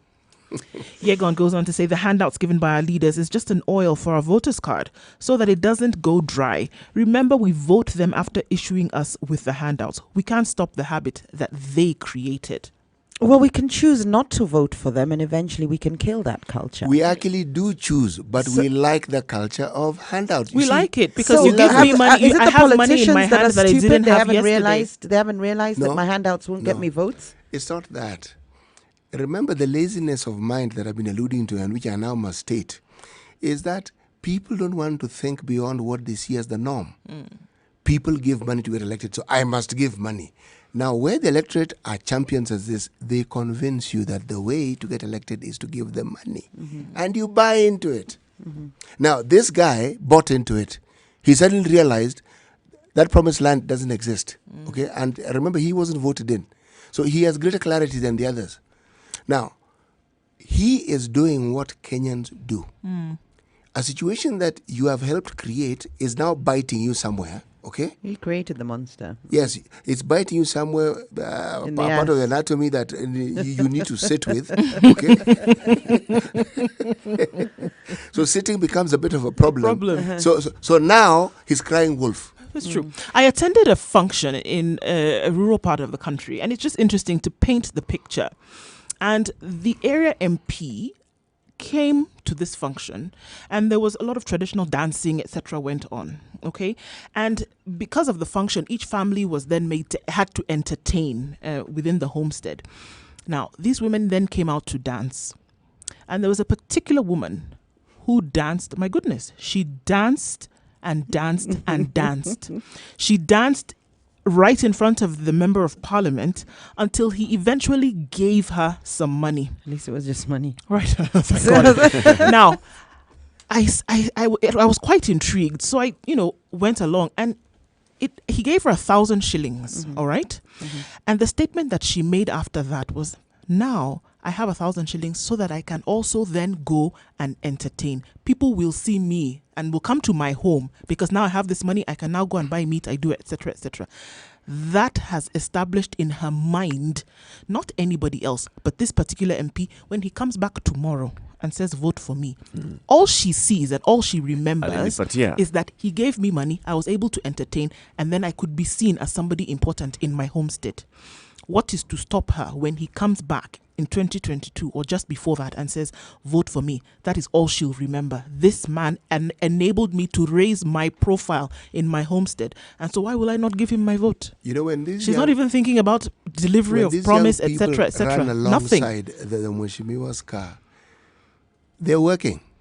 As far as they're concerned. Yes, she did the work. She danced. And they expect to be paid. If someone dances particularly vigorously in front of you, they're working. Oh yes, that was a job that she did, and she paid for. She was when paid for they her call job. you Mheshimiwa Mzee, they're working. They have accorded you a certain position, and they have vocalized it. They have worked. Pay them. It's commercialized. For her, she's not thinking about the development of the area. She's not thinking about. She's thinking at that point what she needed. Entertainment is part of development. What she needed at that point was to be seen. CT. I like that perspective, and it is work. Yes. It is work that they're doing when they're coming. Not the adulation, but the actual act of it, and showing you and the support. That is work. They're working, and they expect you to pay them. Yeah. When they run around your car in a bit to protect it from God knows, probably themselves. Okay, they're working. Because if you didn't have them there, you would actually pay supporters to come there. Yes. Isn't it? Yes. They're extorting you. Come on. You've been elected, yes. You're already serving a member of parliament, yes. So you've come to visit. Why are people surrounding your car? Why do they expect you to give them more money? Why are they surrounding your car to provide protection for it? Because you allow it and you encourage it. Because the question is that are we the handout culture? Do we see it as a way to get something from MPs at that point, or from any other member of government public office at that moment, or are we seeing it as a way for me to give you my vote? It's a two-way street. The Mheshimiwa feels like a Mheshimiwa because they're able to give. Look, it's a human thing. This is not a Mheshimiwa thing. It's an ego boost. Yes. When you are able to look after your family, you feel good. Of course. Yes. Now, this one now is when you've reached that emotional and human development takeoff stage, self-actualization as they call it, okay? So now, family things sorted out, but now you can spread it to the larger community. Yes. That's what the handout represents to many people. And then you realize this thing is too much because it never stops. But it never stops because you never structured it. So, you're saying now that we've structured it? But you can't structure it. No, with the CDF, you don't get that feel-good factor of having given money. So how can we incorporate that? How can we incorporate that? If that's part of the culture, why should we dismiss it altogether? No pain, no gain. No. If the feel-good factor and the ego massage or ego boost is part of the culture, and people seeing you give money creates maybe a sense of community and they feel they have a leader, why should we dismiss that altogether just because it's slightly different please bear in mind, or not? Why do people support politicians? Why do people go out of their way to give money to politicians? Why? Is it because they love the politician? Is it? Oh, no, they're trying to fulfill an agenda. Yes. Yeah. For many people, this is your way to power. If this guy gets there, it's your person. Okay. Now, party structures do this again for the same quest. Look, it's a big game. Even this complaining is just part of the game. All right? So are we saying that it's not really a sentiment that they have? It's not a cry for help No, or a cry for no, notice? it is a cry for help because they've realized that the vote actually has the upper hand. But also in the end, are we also saying that they are justified to increase their salary every now and then because so that they the can cost, meet the cost of demands of this living culture? per se is rising? No, I don't think so. But you see, the point is, remember, these are people who are Kenyans like us, live in our country, and the avenue they have for ensuring they get more money, well, one of the avenues is, look, they have the power, so they simply use the power. It's not complicated. They can increase whatever they earn, so that's precisely what they do. And they use that as justification. Yes, that's they what use they do. The fact that they're supporting us in our communities as justification. That's the stated justification. And the fact of the matter is actually, yes, indeed, that we have very many politicians whose constituents camp in their homes. But what's seeking clear, not just handouts, but seeking support in all manner of ways, in everything. And so in many cases, those needs are not manufactured; they're real. They are real needs. Yes, but the needs those are services that should be provided by the central government, by all the county government. Those are services. Hence, my consistent and persistent mention of structure. What's clear is it seems the politician is actually held captive. Yes, he is. By his constituents. Thank you. You've got it. There's actually an adversarial and very exploitative relationship between the two, which negates the concept of democracy. At what point, if this politician is feeling captive, is he going to feel the need to represent his constituents in parliament? How will he be able to work? How does he work in this perpetual captivity? Acidic, toxic almost relationship between the politician and his electorate. So then you don't want to go ahead and do the work with which you were elected to do, because you feel that you are held captive by their continuous demands. Start from a national worldview, the way people look at things, and think of the worldview of a wannabe politician. What they want to do, what they want to achieve. There are people who genuinely want to help. Genuinely. The truth is, you don't have to be an MP to help. You Absolutely, don't. Voila. Yeah. If it's help you want, no, you can actually do a great deal without that nonsense. You can be an activist. You can you can be a mobilizer. Yep. You can do a great deal more than being a mheshimiwa. By being outside. Yes, by staying people who outside. want to be mheshimiwas say they want to help, and they probably mean it, and they're genuine. But they also enjoy the status and the trappings that come with course. it. It's a big game. And once you taste the political blood, you don't want to eat anything else. The solution, There's no bigger game. Here's the solution to this: is that MPs are paid almost a minimal wage, and this is publicized so that people know they don't have money, and also will only encourage the people who are serious about helping to come and run for MP. But if people are aware that MPs are not getting good money, they will stop asking, and we've cured the problem. Well, the number is 0719-012-600. We've got a number of comments that are coming in also on Facebook, Spice FM KE, on Twitter, Spice FM KE, and our hashtag is actually the Situation Room. Well, I'd love to know what you keep thinking. 28 minutes to 8 o'clock.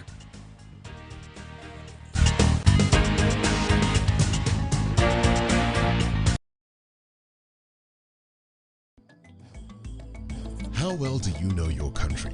Given a chance, where would you go? Not so many places, huh? Would you even know how to get there? Yes? No? Maybe? I don't know. Well, oh ye gallivanters and tourists alike, here is your chance to not only know, but also visit amazing destinations in Kenya with complete recommendations, guides, and tips on accommodation spots, wellness stops, and food joints all over Kenya. How you ask? Courtesy of the biggest locally targeted tours and travel magazine, Travelog. Travelog is your monthly pull-out magazine in the Standard newspaper every first Thursday of the month. With Travelog, enjoy the beauty of life that Kenya has to offer. Visit exotic and hidden destinations, be part of amazing conservation campaigns and projects as you simply enjoy Kenya. It's our way of putting Kenya on the map. Grab your copy and be aboard the fun wagon as you improve the quality of your local travel experiences. Travelog, Jione Kenya.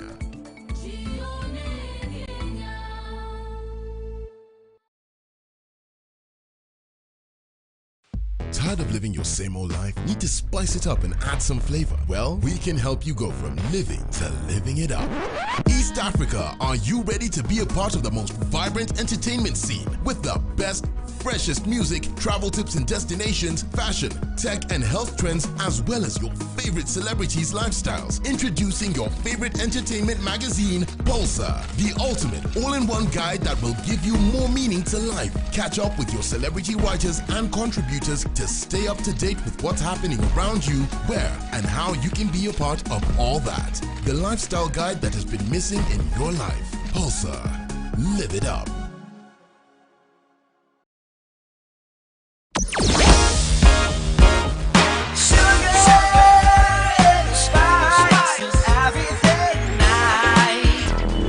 Traffic.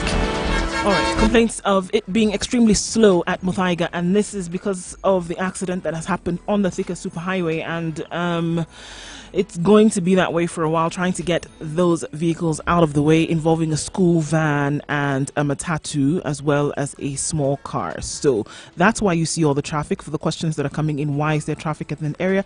This is the reason why. Hopefully that will be cleared out, and unfortunately, because it was a fatal accident, it's going to take some time. All right, Jogo Road is causing some drama this morning with traffic heading towards the City Stadium roundabout. Langata Road is bumper to bumper. Might you know what's up? It's Friday. It is crawling towards the end of the month, and so everybody is on the road. That is the reason why. Heading towards the CBD from Mombasa Road outbound from Cabanas and moving past Bellevue is bumper to bumper, and there is quite a bit of traffic everywhere you look today. Not so bad coming out of Westlands on Waiaki Way, but for everything else, this is the situation. Let us know if you find an alternate route that we can share. The number is 0719-012-600. Mature, intelligent talk every morning. Spice up yourself.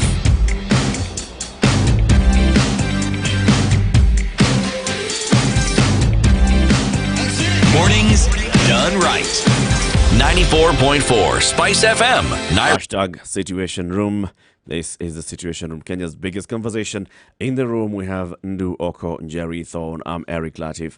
And also in the room, CT Muga. CT, yesterday you said you want to talk about... we're discussing the church yesterday. And there's a lot that you said in that conversation that you'd like to extend today. I did. You see, from time to time, I mentioned the concept of a worldview, the perspective from which individuals look at the world, and by extension, the perspective from which they now respond or interact with the world. And their influences, the things that influence this. For many people, they say it's their culture. For many people, they say it's their religion. Now, people who argue against religion will say it was brought to us, it was forced upon us. But sometimes I think what they forget is that it was the English culturalization of Christianity that people object to, because many of the missionaries who came didn't just bring the faith, they brought their own culture with it, their mannerisms with it, like the concept of a white wedding. Nothing Christian about it. What you wear, nothing Christian about it. It's just a culture that came with the faith. So this is a case of sometimes you want to throw away the bath water, but please ensure that the baby is out of it before you do so. Then, with the advent of what we consider to be development and acquiring, again, this Western education, we've come to view ourselves from a certain position, that of what our qualifications are, what we have studied, and, of course, who our relatives are. At some level, who our friends are. So, when you talk about your worldview, what is it that influences you, and how is it, from what standpoint do you actually relate to the world? Now, I want to look at Christianity, and I want to look at what it is that people who espouse this particular faith, and what it is they believe, what they understand, and how it is that they also embrace a certain faith that seems to run contrary. It's called witchcraft. So that's what you want us to talk about. I am saying many Christians or people who claim to be Christians also practice witchcraft. Interesting. When you say witchcraft, do you mean traditional practices that go against the Bible? What is your definition of witchcraft? No. Black Witchcraft magic? doesn't necessarily go against the Bible. It doesn't set out to go against the Bible. Well, anything that was unchristian was demonized. Anything that the didn't colonialists. fit, even within that very Bible, which is the manual of operation for Christianity, witchcraft is mentioned adversely. Which means it existed even before the advent of Christianity. What is the definition of witchcraft? Give us an example. The practice of extraterrestrial activities outside the realm of God, as is known by Christians. So is yoga considered witchcraft? Because it most certainly is. Really? Is that your view, it's in the CT, same or are you category saying as that's... snorting When you tobacco? ask me a question and I respond, you can presume that the response is my opinion. No, you might be speaking for the masses, but you differ. No. Remember, I am... CT, you believe yoga is witchcraft in what way? Look, I am playing with you. Thank God. Okay. Because you do have people who any other form of spirituality is considered witchcraft. And so for that if you can many Christians, they believe it to be so. Because they believe that you cannot possibly have any other way of relating to God other than relating to God in the way that they do. I am the way, the truth, and the light. No one goes to the Father except by me. You know your Bible. She does. For an agnostic, this is a Bible pumping agnostic. I've been it's a labeled clap- an it's a agnostic. clap-worthy have I? moment. That my response to that, Jerry, is amen, sister.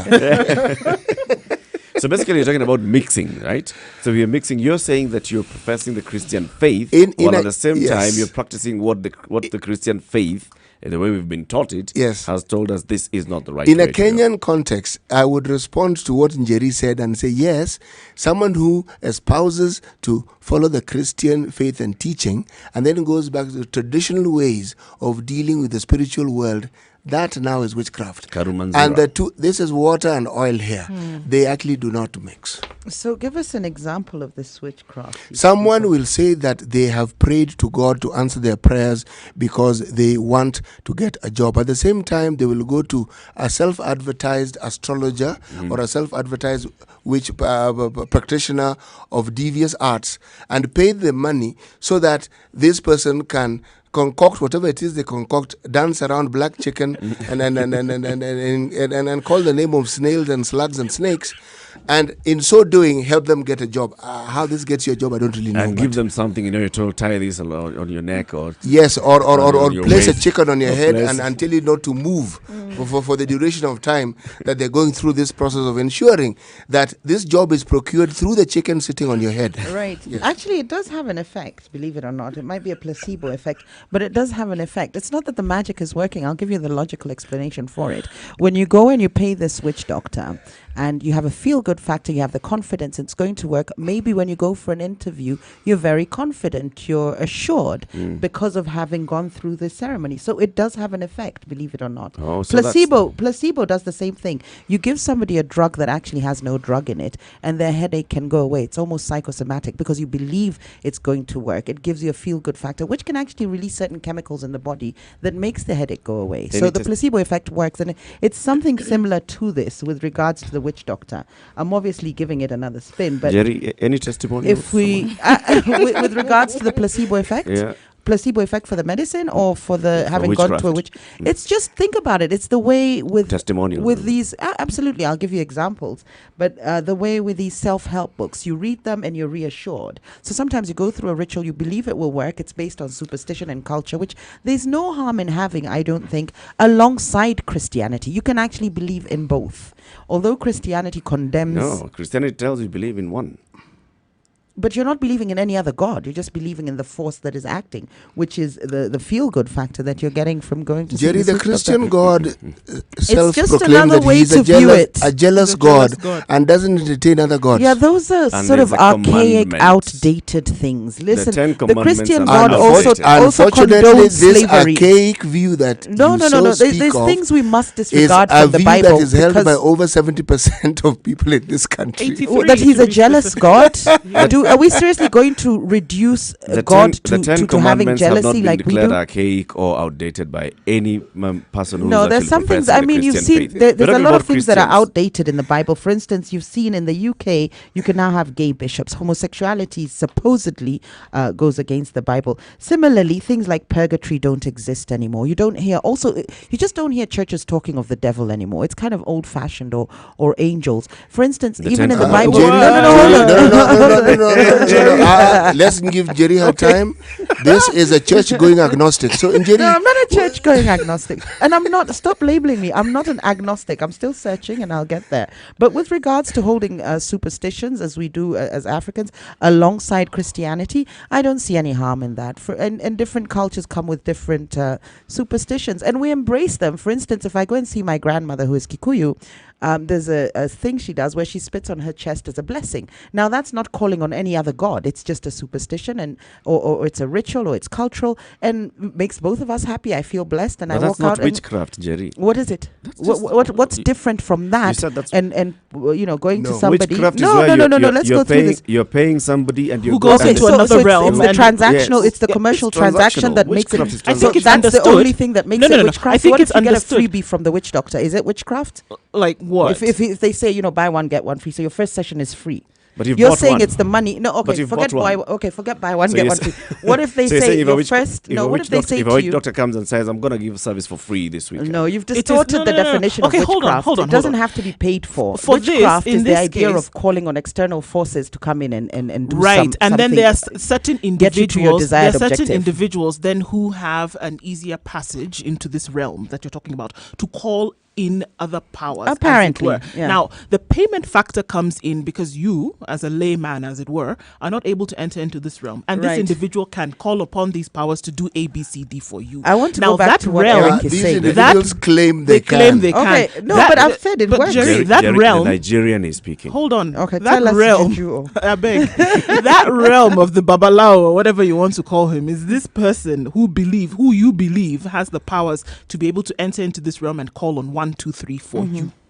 That's where the payment factor comes in. I that you pay understand this how person it because they works. call. So I now what we are saying is understand. there is a deity, there is an overall force, spiritual, that you're calling upon. Who says And it's spiritual? Maybe it's this feel-good factor that he gives you that gets you out there, and it's like a self-help mechanism. And what I'm makes you telling think you- spiritual things are not supposed to be feel good? Okay, yeah. So No, you- I want so to go this back is to where the Eric's mix, point. This is where the mix, according to Christianity, cannot work because they're two deities. You can't serve two exactly. masters. There are two But you- deities now that are mixing. This is what we're saying.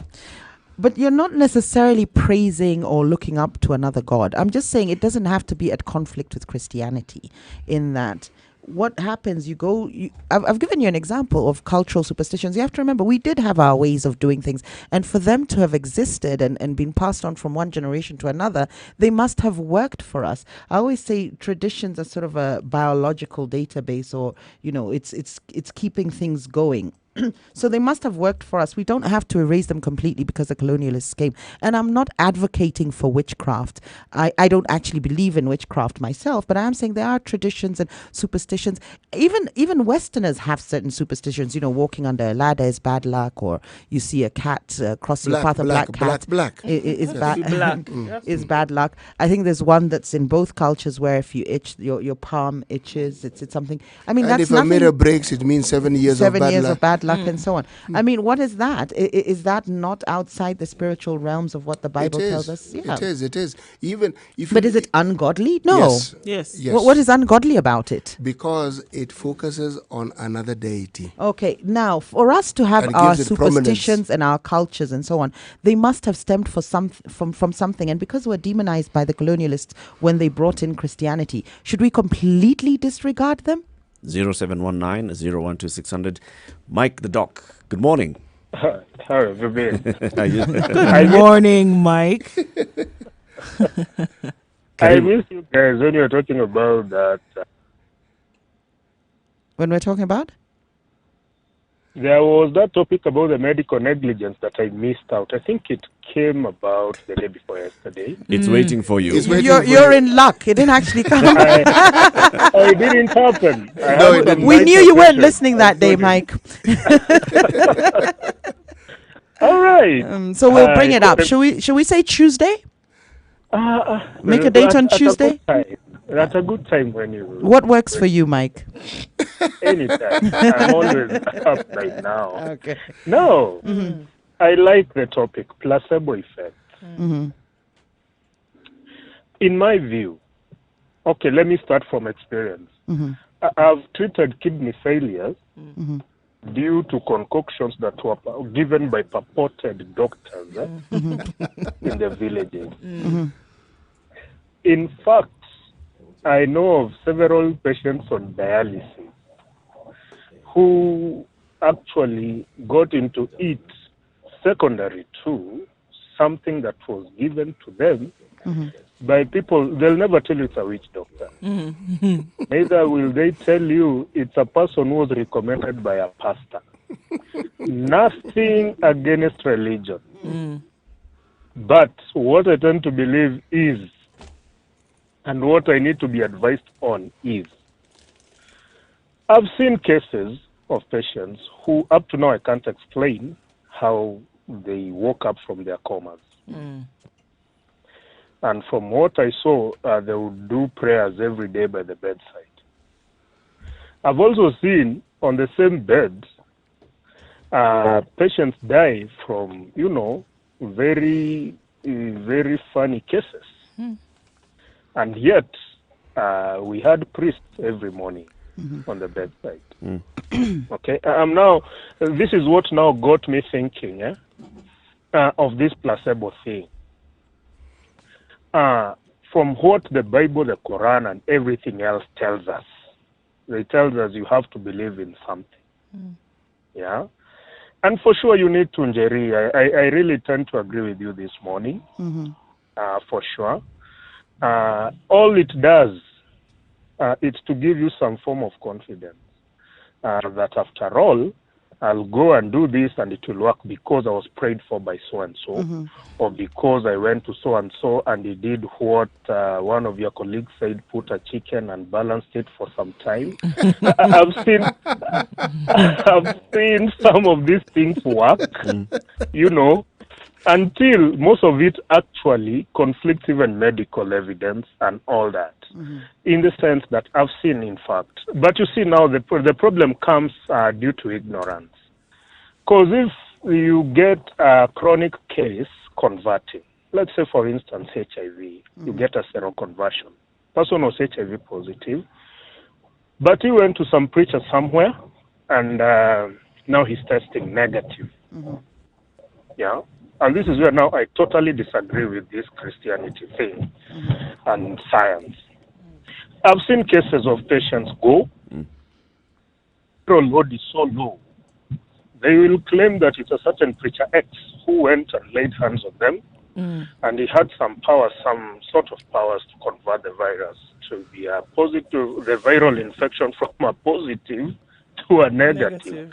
In fact, I've also seen cases in one of the hospitals I worked, where a group of religious leaders went to try and raise a person from the morgue. Yeah? And they claimed they would. Somehow it backfired on them. Surprise, surprise. But the thing is... It was the wrong day. But the thing is, I'm really against these religious teachings that lead people into some form of ignorance. Ignorance to the... Hello? Mike is in traffic. Clearly, he's in traffic. And I really wanted to ask him. Hello? Hello, Mike, yes. Yeah, sure.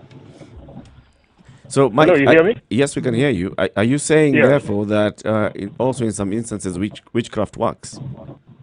Yeah, for sure. I'm not... From a spiritual perspective or based on this placebo effect explanation? No, the question, that's the point. Placebo effect is real. Even in... Oh, we keep losing him. Okay, Mike, unfortunately we keep losing you, so let's just continue. So basically, a doctor here is telling us that they've seen effect. We can call it placebo effect, we can call it witchcraft, you can call it the power of prayer, whatever. Actually, if you now delve into the realm of psychology, they would explain it differently. People who study that subject will tell you there's something called cognitive psychology. Right. All right? And they would take it even further. They would call it neuro-linguistic programming, meaning All right. You can actually use words and portray it in a certain way, and they'll have a certain effect on the mind and hence the body. The subconscious. Yes.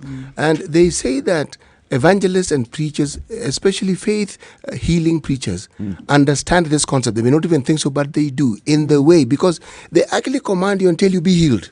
Now, it may sound like it's innocuous, but but that's exactly what they're doing.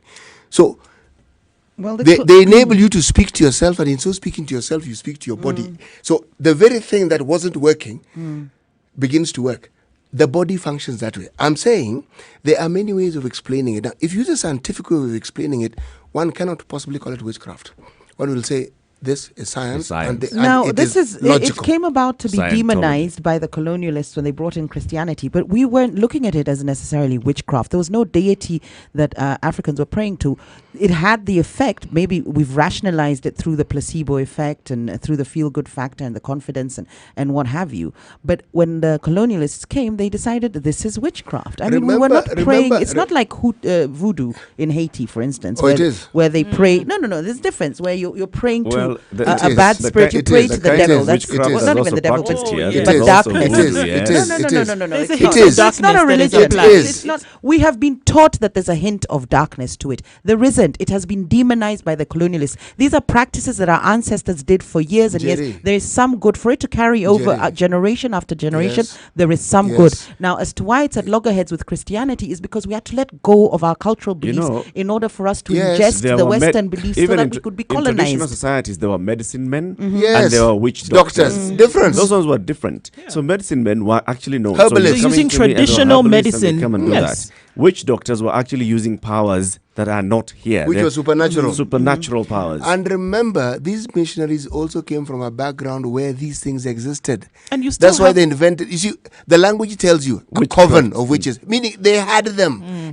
These weren't experiences they were coming across here in our country. No, they're just calling it dark and black. Okay, so why is it we're still drawn to witchcraft? You heard the doctor there, the good doctor, say that it's the pastors that actually, send these people to the medicine man and so on. No. Why is it we're still drawn naturally? We call it witchcraft. I want to call it traditional practices. It is individuals who are pastors, not pastors. We're not going to lump pastors into this. But we're saying there are individuals who've mixed up their whole programming. But your contention today is that we as a Christian country are still practicing a lot of witchcraft. Now, can we look at the reason why we're mixing the two? Mixing the two. Some Christians are hypocritical. Can we say because it is inherent in us and this is why we're doing it and there's nothing wrong with it? You see, why should we fight it? Why are we still doing it? Why is it so prevalent? There are those who call it psychological manipulation, all right? But what now becomes defining is that you will have cases of people who will explain something to you which you realize there's nothing psychological manipulation about this. It actually happened. The only thing is it's beyond the realm of what you are accustomed to dealing with. What you understand, yeah. Yes, exactly. No, CT, you're not answering my question. I'm sorry. Did you ask a question? Oh, I thought you'd finished. Go on. No. You asked a question so that I may answer it. Right. Yes. You were giving me the background. Okay. I was simply saying Sorry, I'm impatient today. It's an exciting topic. No. Impatience is sometimes a very, very good thing. Yes. Most athletes wouldn't be successful if they weren't impatient. They want to get where they want to go to quickly. Yes. And interesting, that's an argument that a lot of people have for witchcraft because they tell you subscribe to the reason why, I think you're asking, why do people still go back to witchcraft? Yes, because they have a solution. This is inherent in us as Africans. Why are we fighting it? Because we've taken on Christianity, which was enforced on us in a very manipulative way. I'll be totally honest. The reason why it gets the negative publicity is because witchcraft is often used to harm people as well. It can be used to harm people. Often. It is used to harm people. People go to witch doctors, so that your opponent dies in a... And then you now are able to launch forward. I know some politicians in Western or you can control someone. You can control somebody with, inside a groundnut shell. Okay. There you go. Here we go. All right. Niger woman, please tell us. Okay, so that's why it's... That's why it's demonized. I also believe the colonialists demonized all our cultural practices and called them witchcraft. So some of these things don't fall into the realms of witchcraft as per the definition, but any cultural practice was considered dark and witchcraft. Remember the colonialists, I'm going to say this slowly so that I'm understood. Yes, I have to, because I'm going to sound like I support the colonialists, but when you look at the thinking behind colonization, you have to marvel. These are people who understood that you need to deconstruct and destroy the way these people function. First of all, then introduce from a mental capacity. That's psychological manipulation. Yes. Then bring in yours and bring it as superior and better. Now, once they accept it, you've got them, and they have us to date. But which they do. They did come and, they did penetrate throughout the continent using religion, a lot of it. But why are we still stuck to witchcraft? Why is it inherent in us? Is it part of us? I believe it might be. And when I talk about witchcraft, remember it was demonized. Not all the practices are bad, negative, and looking at evil spirits. So why do we still practice it? It's 8 o'clock. This is a Situation Room.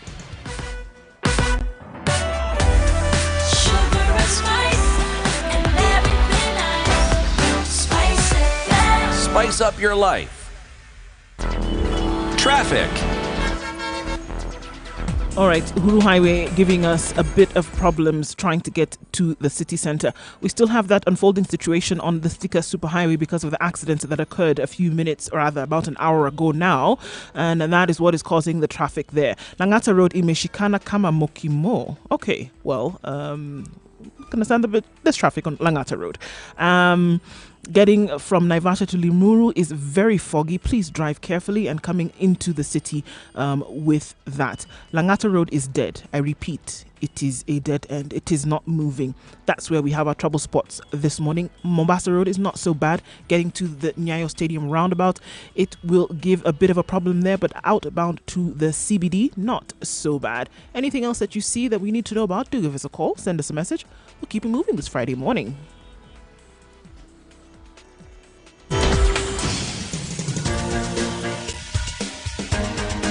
This is the Situation Room, the home of hard-hitting political commentary and penetrating insights about the state of the nation. This is a talk radio experience like no other. The Situation Room, a place for hard truths, debates, and elevated conversations. The Situation Room, witty, political, engaging, deep, controversial. In the room, we have Jerry Thorne, lawyer, political strategist, an insider in the corridors of power, ready to take on any side of the debate with her signature eloquence and grit. C.T. Muga, researcher, academic, seasoned political observer, a fountain of wisdom in these politically uncertain times. Ndu Oko, Nigerian by birth, Kenyan by choice, communications expert, Pan-Africanist, a truth seeker and believer in people power, and Eric Latin, agent provocateur, the man in the chair, seasoned journalist, news hound, a man who believes in punching up,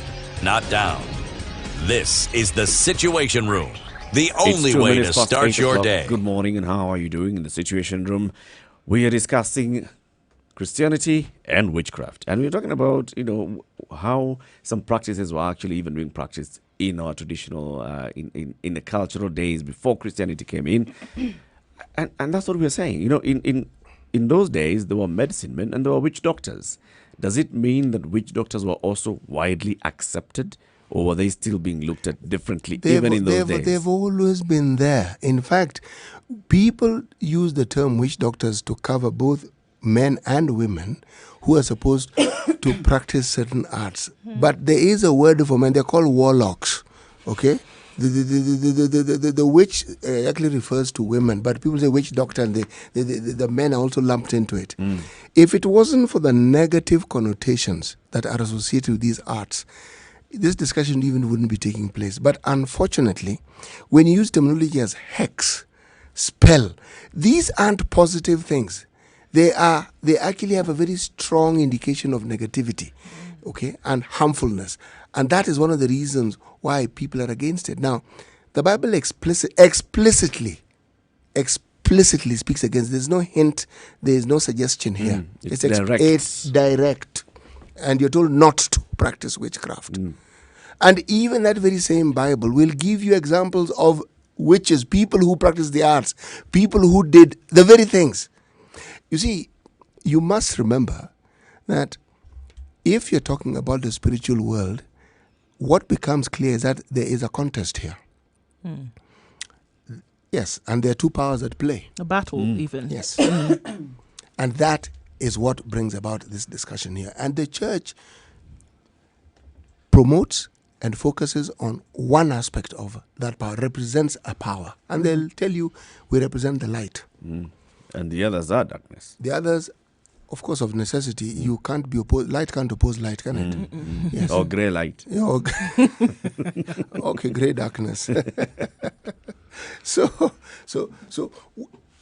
what I am talking about is how Kenyans who are church-going are also witch doctor visiting and practitioner believing. So it's a contradiction that they live with, and they seem to live with it. The example that the good doctor gave, there are many examples of not just pastors who advise people to see witch doctors, but who themselves visit witch doctors. Meaning, for them, this pastorship is just a job which he does in the daytime, and then there's certain things that need to be done for another time, the other things but he does. Why also are an we agent. restricting them to one set of beliefs? In that you can have both. You can hold both side by side. And maybe what I'm trying to suggest here, CT, is that maybe the witchcraft is inherent in us. If we undemonize it's not witchcraft that is inherent in us. Because why are we holding on Human to it so beings, much? remember the other day I was talking about the soul. You can't see it, you can't touch it, but it you have exists. to remember, these were our practices before Christianity. These were practices And these are everywhere in the spiritual, world Yes. these are before spiritual Christianity. things. We have No, a not longing, everywhere. and there's a pull that we all have towards the supernatural. We do. And that's why people will do anything and every And which then way. we had curated ours. We had a system in place, and the white people, the colonialists, came and demonized it and told us, no, it's wrong, it's dark, it's evil. This is what you must take in. Now, remember, each society also develops with its beliefs. With us, for us to have what we had, it was working for us. Whether it was a medicine man, whether it was a witchcraft to fulfill us or nourish us spiritually, whatever it was working for us. Now we were brought in this new system, this ideology, this way of thinking, which was actually used very manipulatively to colonize us. But we were then made to believe that everything we did was wrong. But now what I'm trying to say, what I'm trying to say is the reason you're saying, how is it that even people who are of men of the cloth, the clergy, people who purport to uphold Christianity and be at the helm of it, are still practicing witchcraft? And I am suggesting, because maybe it is inherent in us spiritually as Africans, and I'm saying maybe witchcraft is not such a bad thing. Okay, forget the fact that it's also used to curse people. Why should we forget? I actually don't believe in it. I don't believe in that aspect of witchcraft. But when it comes to witchcraft, you go and visit a witch doctor, he tells you do X, Y, Z, and this will happen. I rationalized that, and I said that's the placebo effect. You walk out of there with a high self-esteem, feeling confident. You walk into an interview feeling that, and you will see the outcome as desired, depending on what you're discussed with. This faith that you keep saying was forced on us and was, would we have accepted if it was all bad? Would we have accepted what? Christianity? Yes, if it was all bad. No. And it was given, and nothing in Christianity is bad. I'm not suggesting that for 1 minute. But even the verses that were emphasized to the Africans were very deliberate. I'll be very honest. For instance, the meek shall inherit the world. Njeri, I like your brand of agnosticism. It's good. If we had Christians who are as agnostic as you, they would be really serious Christians. Yes. Basically, they were very specific about what aspects of the Bible they pushed onto the Africans. They were deliberate so that they could manipulate us and we could think in a certain way. So the meek shall inherit the world. It's to curb the earth. Oh, sorry, I fall. World is the earth. Yes, carry on. Yes. Semantics, CT. Let me be today.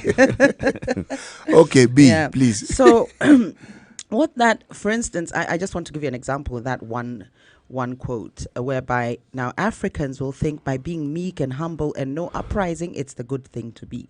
So there were certain things that were emphasized to Africans. The Bible was used selectively in order for us to fall into place. But that's not even the discussion for today. We can look at that another day. What I am saying is we still practice witchcraft, and it doesn't need to be demonized. It had to be demonized in order for us to let it go. Those are our cultures. Look at India. India was never colonized spiritually. I think the West went there and found these guys, their spirituality is rooted in deep, deep civilizations. And of course, they have the written word, which has kept it going. With us, maybe because we're also fractured in terms of different customs and so on, it was much easier to deconstruct and reestablish a new religion and belief system for us. But there's nothing that's demonized about any Indian practice. Indians are still free to practice, whether it's yoga, their different spirituality, different gods, and so on. And they're very spiritual beings, and they're happy people without Christianity. With us, everything about any of our practices, including our superstitions, was ridiculed and demonized. What I am saying is that witchcraft is not necessarily a bad thing. I'm not supporting it. I'm not I'm not a proponent of it.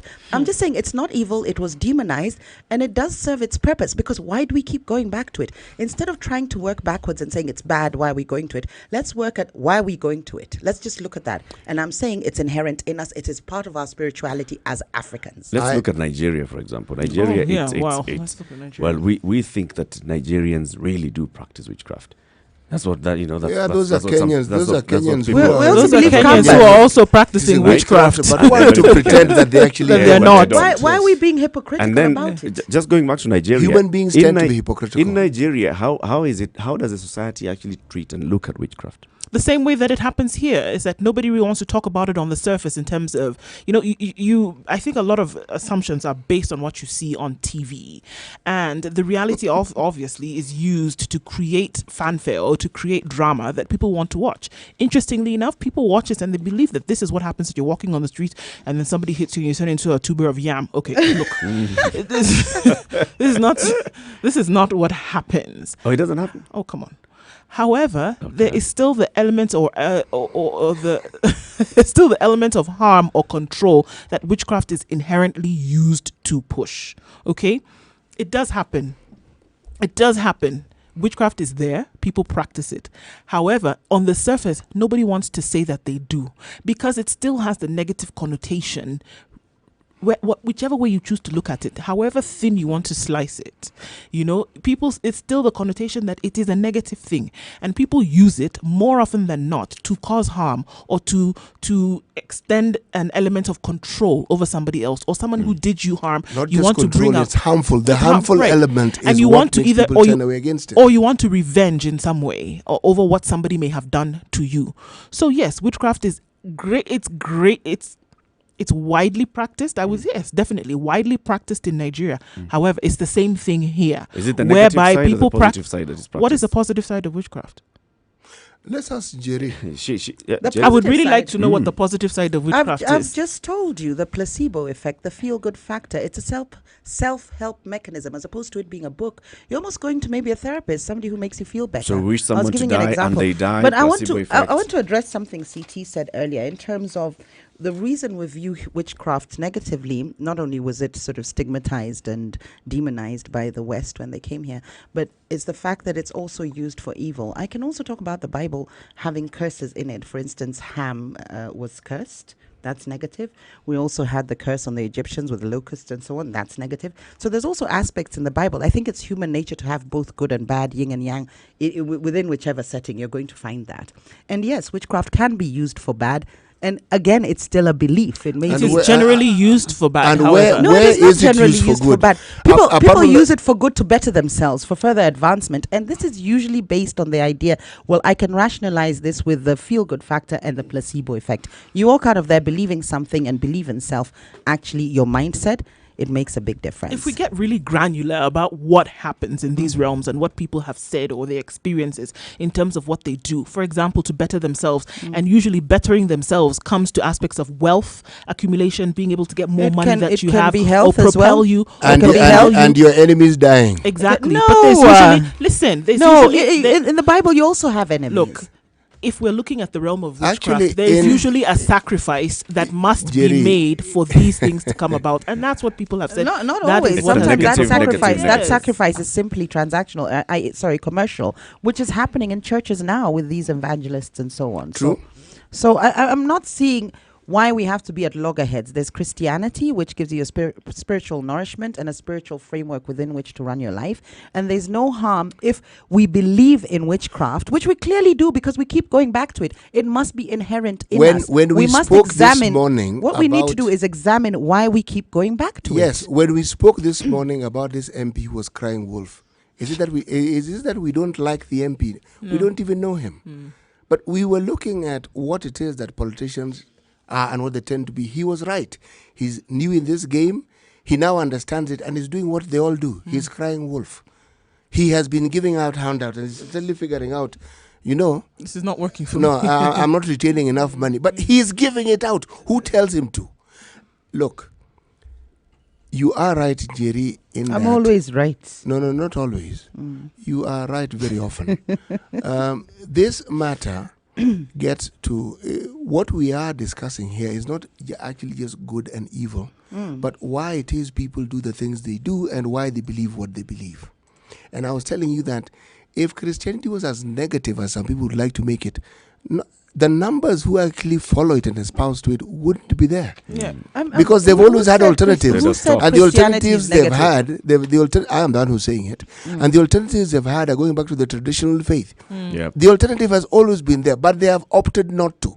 Because so there it must was be some demonized good. and stigmatized. No. You have to be very aware of social psychology Those and who belonging are- and community. Those who are stigmatized and those who face those people are long gone. This is the new generation. This No, new but they generation still created a practices. culture that runs across So you must find an generations now, and we excuse for follow- people who follow Christianity in that you're essentially saying they're all brainwashed, isn't it? Absolutely. It's not their What do you choice. think it is? Do you think if you were born elsewhere, you'd be Christian? Of course, it's indoctrination.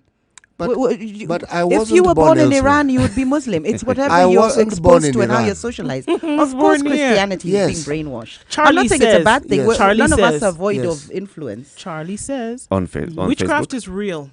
On Twitter, Charlie says witchcraft is real. If in doubt, look and listen.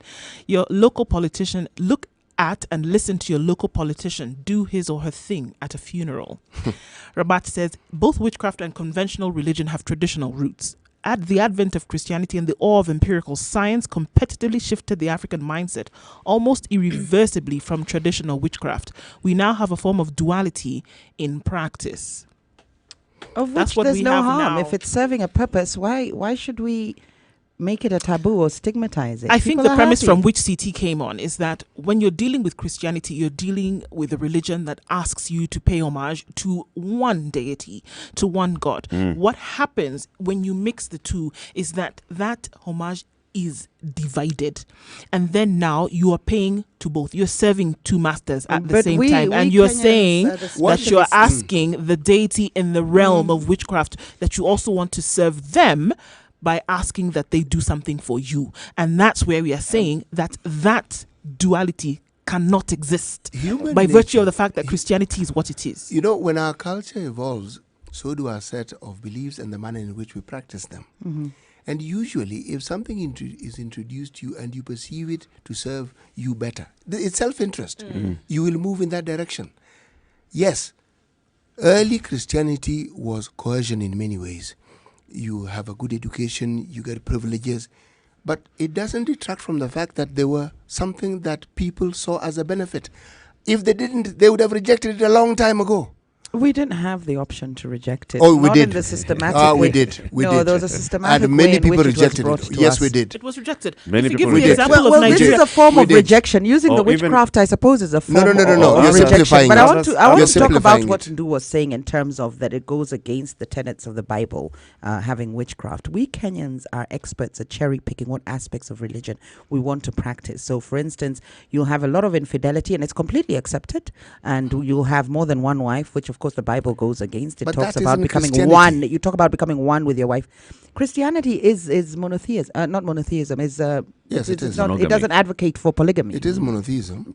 It is, absolutely. No, I'm talking about polygamy. It doesn't advocate for polygamy, but you still have people who will have more than one wife. So we're trying to merge and create a byproduct of our culture because we don't want to let that go. And understandably, it's served us well. Culture exists as a as Jerry, there's a those whole practices- it theological doesn't mean those discussion about practices are polygamy right. in the Bible. Just there. because it's practice doesn't mean that those practices are right. No, Yes. what According I'm to the Christian suggesting, religion. And no, the Bible what I'm also sugge- doesn't It's the same explicitly thing. But- say you cannot have more than one wife. Believe right, it or but not. it says a lot of It things doesn't. that we Kenyans do. It says, let's not get into it, but there's a lot we cherry pick from the Bible and decide to do. And we're Why is discussing it? one But of them you are today. also This cherry one of those is picking the just one of points them. to further your argument. Wouldn't you? Of course I would. Absolutely. So One of those things is witchcraft. Let me open up the phone line 0719-012-600. That's 0719-012-600. Are you here? The conversation that we're having this morning about Christianity and witchcraft. What are your thoughts about it? Are we being hypocritical when, as Christians, we also still practice witchcraft?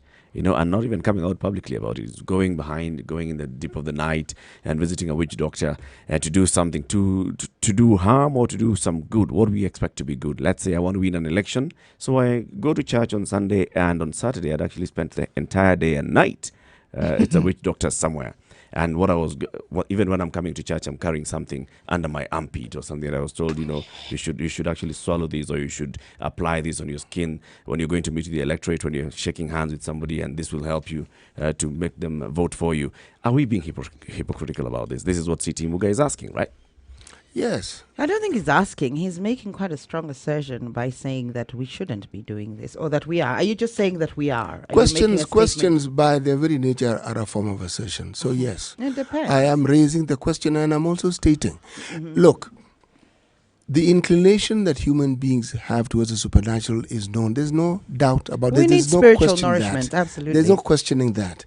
And if someone chooses to aspire towards the Christian faith, choice. There's very little choice for the Christian faith in this country. So what is the standard measure for choice? There is no choice. You are born into a Christian family. The country is Christian. You're indoctrinated. Unless your parents don't take you to church at all, you don't know about the Christian faith. And then when you're older, you choose. That is choice. When you're young and your mind is like a sponge and completely malleable to whatever information you're taking in, that is indoctrination. There's been very little choices to whether you can be Christian or So not. as in an Kenya. adult, you make a choice. Well, it's too late because you're already brainwashed and you're already No, because indoctrinated. you make a choice when you're able to, it is too late. No, that choice is misinformed, or it's already That been choice- tampered with. that choice- the ability to make a proper informed choice. That There's already choice- biases that are deeply entrenched. You have been brainwashed. And where on this planet do you have this utopian situation where these influences don't exist and you can make choices in an nowhere open is- and free setting where there are no influences whatsoever? Nothing Where is this void. place? Nowhere and no scenario, no country, no environment is void of an influence per se. But what you'll find is in some countries that influence is very strong and reinforced through structures and practices. So, for instance, the idea of going to church every Sunday, the fact that we're a Christian nation, it differs from the sort of influence. You wouldn't find that level of coercion, I call it, in Scandinavian countries where people are maybe left free. It's more of a secular state. The activities that children get involved with at a young age are very non-religious. There's very little. That is spiritual- also indoctrination. spiritual indoctrination. I've Yes. opened up the phone lines, and I've got Okello in Mombasa. Good morning, Okello. Good morning. How are Good you? morning. Fine, thank you. I hope you have a nice day today. Now, Thank you. straight to the point. Mm-hmm.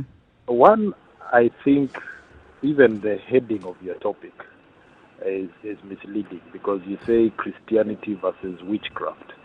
So the assumption here is that anything that was African traditionally practiced is witchcraft. Mm-hmm. That gives a negative connotation to whatever African used to practice.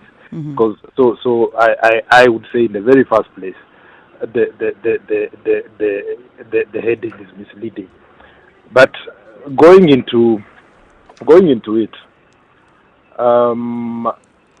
what we are actually talking about are religious choices, and you have different religions. We didn't have names to our religions, or we had, or maybe we had, and because colonialism gave it that negative connotation that all this is just witchcraft, all because you see, if you go to Europe, they do have witchcraft. In fact, they used to burn witches at the stake. Centuries ago, though. Centuries ago, yeah. Centuries ago. Because we're still doing that today. And they're still doing that today. They're still, Yeah. I mean, there are movies you'd watch from the United States talking about witches. I think there's something, some television program that comes. I can't remember the name, but it's about witches. So they have that. Harry Potter or Harry Potter and all that stuff. The famous one took place in Salem, Massachusetts, many years ago. And it was enshrined in a book called The Crucible by a gentleman called Arthur Miller. Yes. Thank you. Yes. So the point I'm trying to raise is that for them, what is witchcraft is something that might be negative. But you see, you come and lump everything that Africans believed in as the same witchcraft. You put it in the same pot, and that now creates that negative connotation. If a politician espouses the Christian faith, which is now the third point, if a politician espouses the Christian faith and decides to pray to Menengai or whoever the gods were that he used to pray to his ancestors, I don't see anything particularly wrong with that, because your own constitution gives you the right and freedom of religion. It doesn't say that your right and freedom of religion is stuck to one particular choice. So, I don't see anything wrong with that. I think what a person who is trying to spread the Christian faith should show us the positive aspects of Christianity, and a person who is trying to spread whatever is called witchcraft, because I don't think we should even term that as witchcraft, should just show us the positive aspects, because they're all religions in the long run. What my good friends are trying to argue here mistakenly is the fact that Christianity actually condemns a practice of any other activities within the spiritual realm, because it's at loggerheads. I am the Lord your God, there is only one. I won't quote that bit. Yes. Yes. Yeah, do not serve there is only one God, so don't serve any other God. And that is found in the Bible. But I will tell you that is also subject to a lot of interpretation. Absolutely, because it could be the same God, just a different avenue through which witchcraft. Mr. Okello, you see where the dichotomy arises is this. If someone claims to aspire towards the Christian faith and it has its tenets, there are rules by which people abide when they're in that faith. Now, one of that is you believe in one God. That's how it goes. That's the rule. You don't have to be in that faith. If you want a polytheism setup, go to Hinduism. They allow for all this. You give it a very simple and basic interpretation. But it could be the same God. When you go to the so-called witch doctor, you could be praying to the same God. No, yes, I'm trying to explain to you about the Christian God. That's why I said Christian. Who says it's not the same God? Okay, I said Christian. Let me give you an example. Let me just give you an example. Yep. You know, Muslims, for example, think that Christians are wayward. And why do they think so? Because they think they pray to the one living God, and Christians say that God, okay, some Christians, not all Christians, some Christians say that God is a tripartite, that there is the Father, the Son, and the Holy Spirit. So according to Muslims, that is praying to various gods. You see, it may not be true. That's a matter of interpretation. But don't you see, Mr. Okello, that is the Islamic faith. So if my thinking is inclined towards that thinking, then I would become a Muslim. So I would follow those teachings and have that belief. My argument was premised on the Christian faith, whose manual of operation is the Bible. So when you look at it, the issue of witchcraft becomes a contradiction. So you cannot actually, on the one hand, say you're a practitioner of the Christian faith, and then you also practice witchcraft. It's a contradiction. The issue of witchcraft as defined by the colonialists who brought us Christianity. We have to understand that the God we were praying to was who? The devil? Before they came, we were praying to darkness? within No, the we also had our even own... within the African setting. No. Witchcraft practitioners were outlawed. Yes, they were even not, within our settings. They would not be allowed into the temples, But into the places what of is worship. witchcraft has been painted with such a broad brush for the sake of even entrenching then. You know, Christianity. Before Christianity what is came. so Let's is finish going with to pray Okello at a tree because he's in considered traffic. witchcraft? Okello's in traffic. Let's Okello, yes. Okello, you're in traffic, Yes. right? So we'd like to, Yes. so we don't Yes. lose you in the middle of a conversation. No, okay. Yeah, I was thinking that you see, we are still continuing with that negative connotation that witchcraft is I think is somebody evil. somebody said that each witchcraft is evil.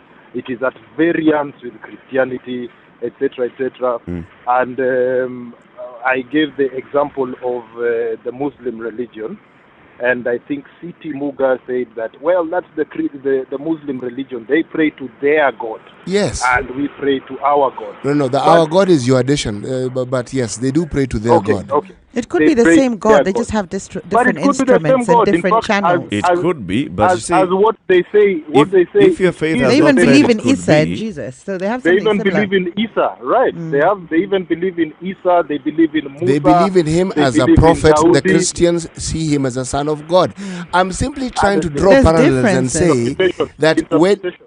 Ms. Okello, when one subscribes to a particular faith, you subscribe to the tenets of that faith. That's all I'm saying. The Hindus are polytheism. They believe in Krishna, Rama, and a whole host of other deities. That's their faith. They believe in incarnation. That's their faith. I am saying... What me and Okello are trying to and say... they don't mix both. Let's finish with Okello. Thank you very much for joining us this morning. Which Thank part you, of Mombasa Okello. are you, Okello? Where are you on the road? Okay.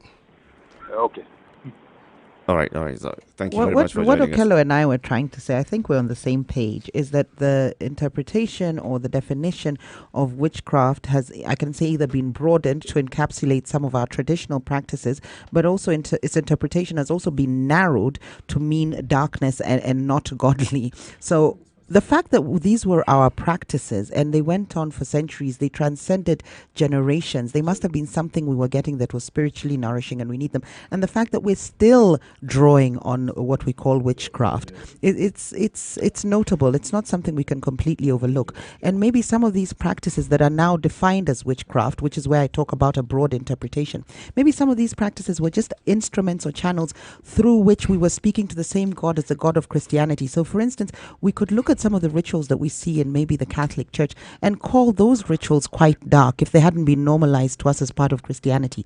But again, these are channels and avenues through which to speak to God. So it could be some of our practices. We were speaking to the same God, but they've been defined. Negativity comes from the harm that is seen. What harm? I'm following your good leadership. What is harm? What is the harm that is seen by Jerry, Christianity other than the demonization by the colonialists? As you finish your point, let me have James also. James, good morning.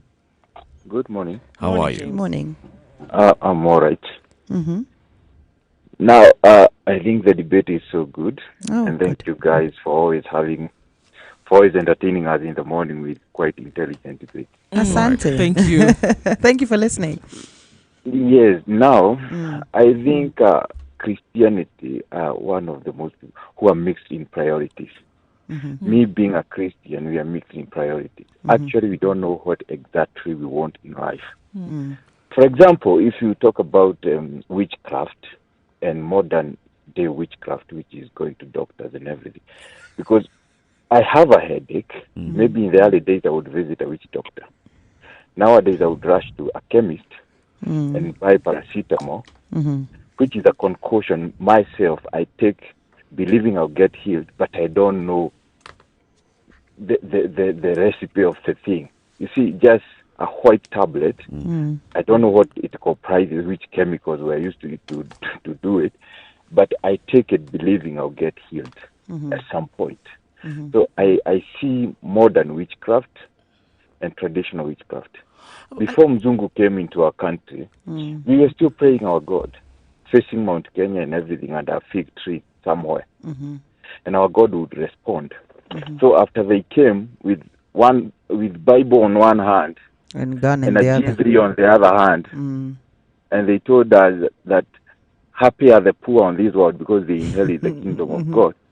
Now they put us in concentrated human settlements, and then they take the rest of the and they take the rest of the land. So I see a lot of contradiction. How godly were these people exactly? Well, I think we shouldn't also mix traditional medicine with witchcraft, because traditional medicine is still I use there are very many of us who use traditional herbs and things like that. That's very different, and you have herbalists who actually are still in the practice of that kind of medicine to date. So I think we shouldn't mix the two, and I think we must also understand, I think we maybe shift from the premise that witchcraft is when we're talking about spells and what you would do to then cause harm, or what you would do to expend control over somebody else. But why are we limiting the definition of witchcraft to that? Witchcraft extends to also good things in terms of people go there and they have a feel-good factor and they're given what I would call blessings, for lack of a better term. You know, let's take this to the traditional.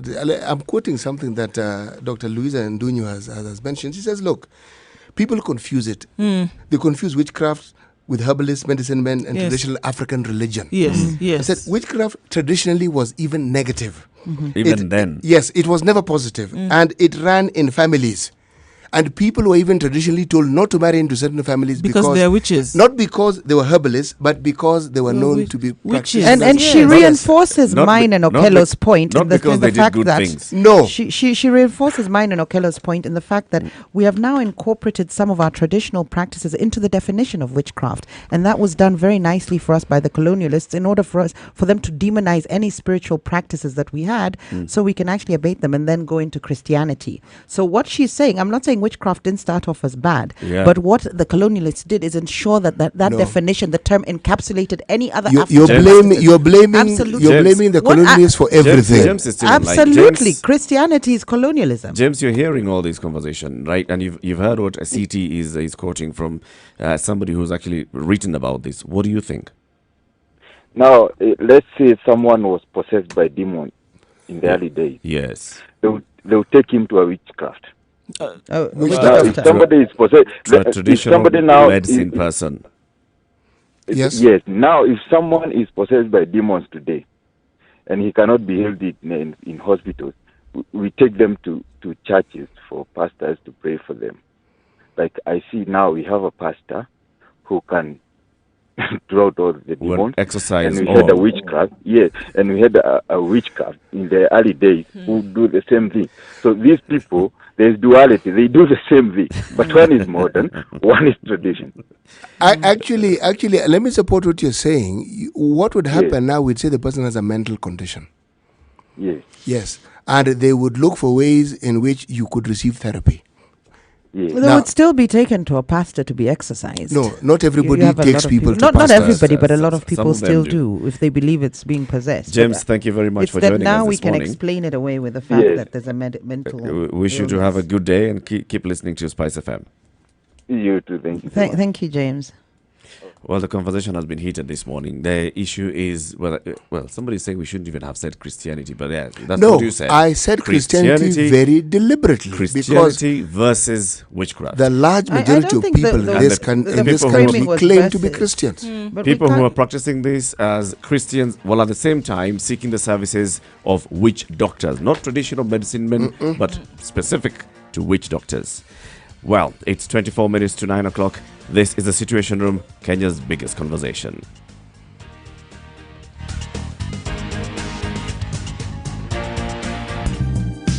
Calling all homeowners present and future. It's time to live your dream in your dream home. Whether you're looking to buy or simply renovate it. From Friday 27th to Sunday 29th of September 2019 from 8 a.m. to 5 p.m. come on over and be part of the Owner Home Expo at KICC, courtesy of the Standard Group in partnership with The Property Show. Get to interact with home developers, real estate representatives, financial advisors, as well as other private and public players in the market to help you realize your home goals. It's your window of opportunity. Your door has finally opened and entry for all will be absolutely free. Owner Home Expo. Find a home.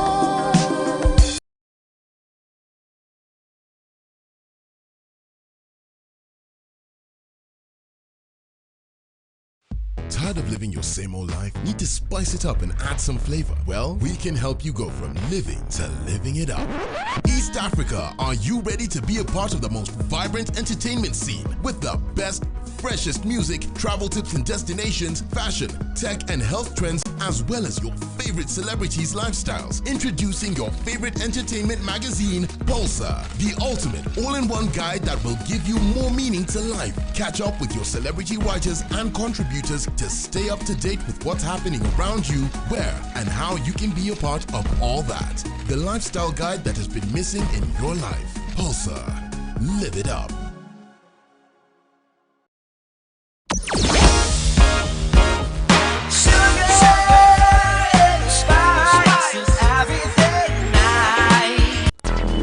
Traffic.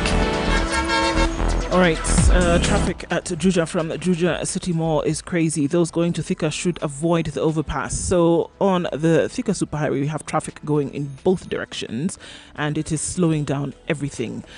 Hurlingham going towards the CBD is traffic bumper to bumper. It's moving very slowly, and there's also dangerous overlapping that's going on the dilapidated road, apparently. So, there is some traffic moving from Langata Road towards the T-Mall roundabout and also feeding off onto Bagathi Way. And so that is quite crazy this morning. Langata Road bad on a Friday. Thika Road around the NYS also is a mess. The accident has, however, been cleared, but now these are the effects of that accident. There's traffic coming off Wayaki Way heading towards the CBD. Everybody's converging in the CBD this morning, and there are telltale signs of what will happen next week when the Nairobi show comes into being. Give us a call or send us a message 0719 012 600.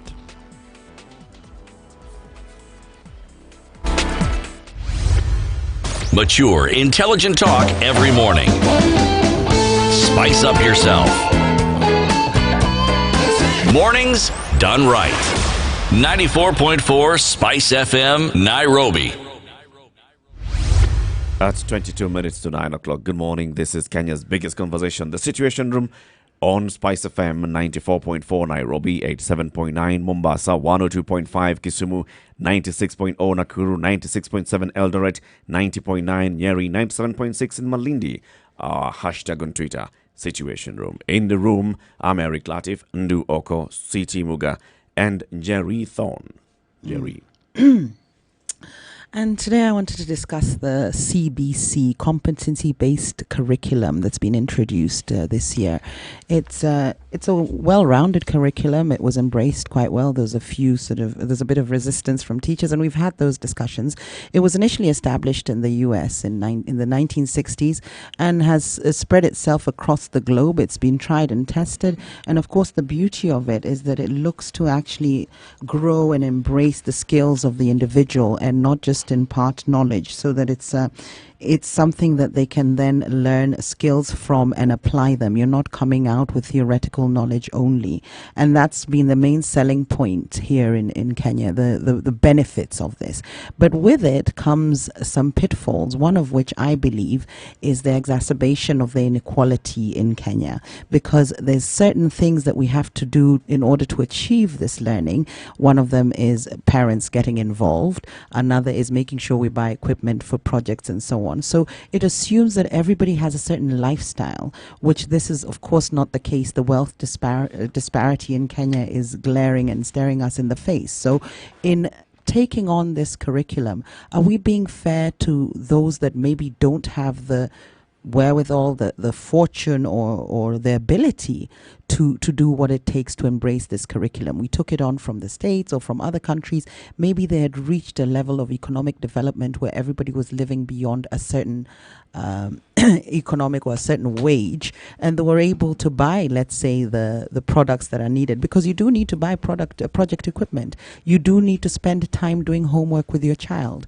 What of those from low-income families or low-educated families? Are we leaving them behind? Is this curriculum set to increase the disparity, the wealth disparity, the socio-economic class disparity? That's what I want us to look at today.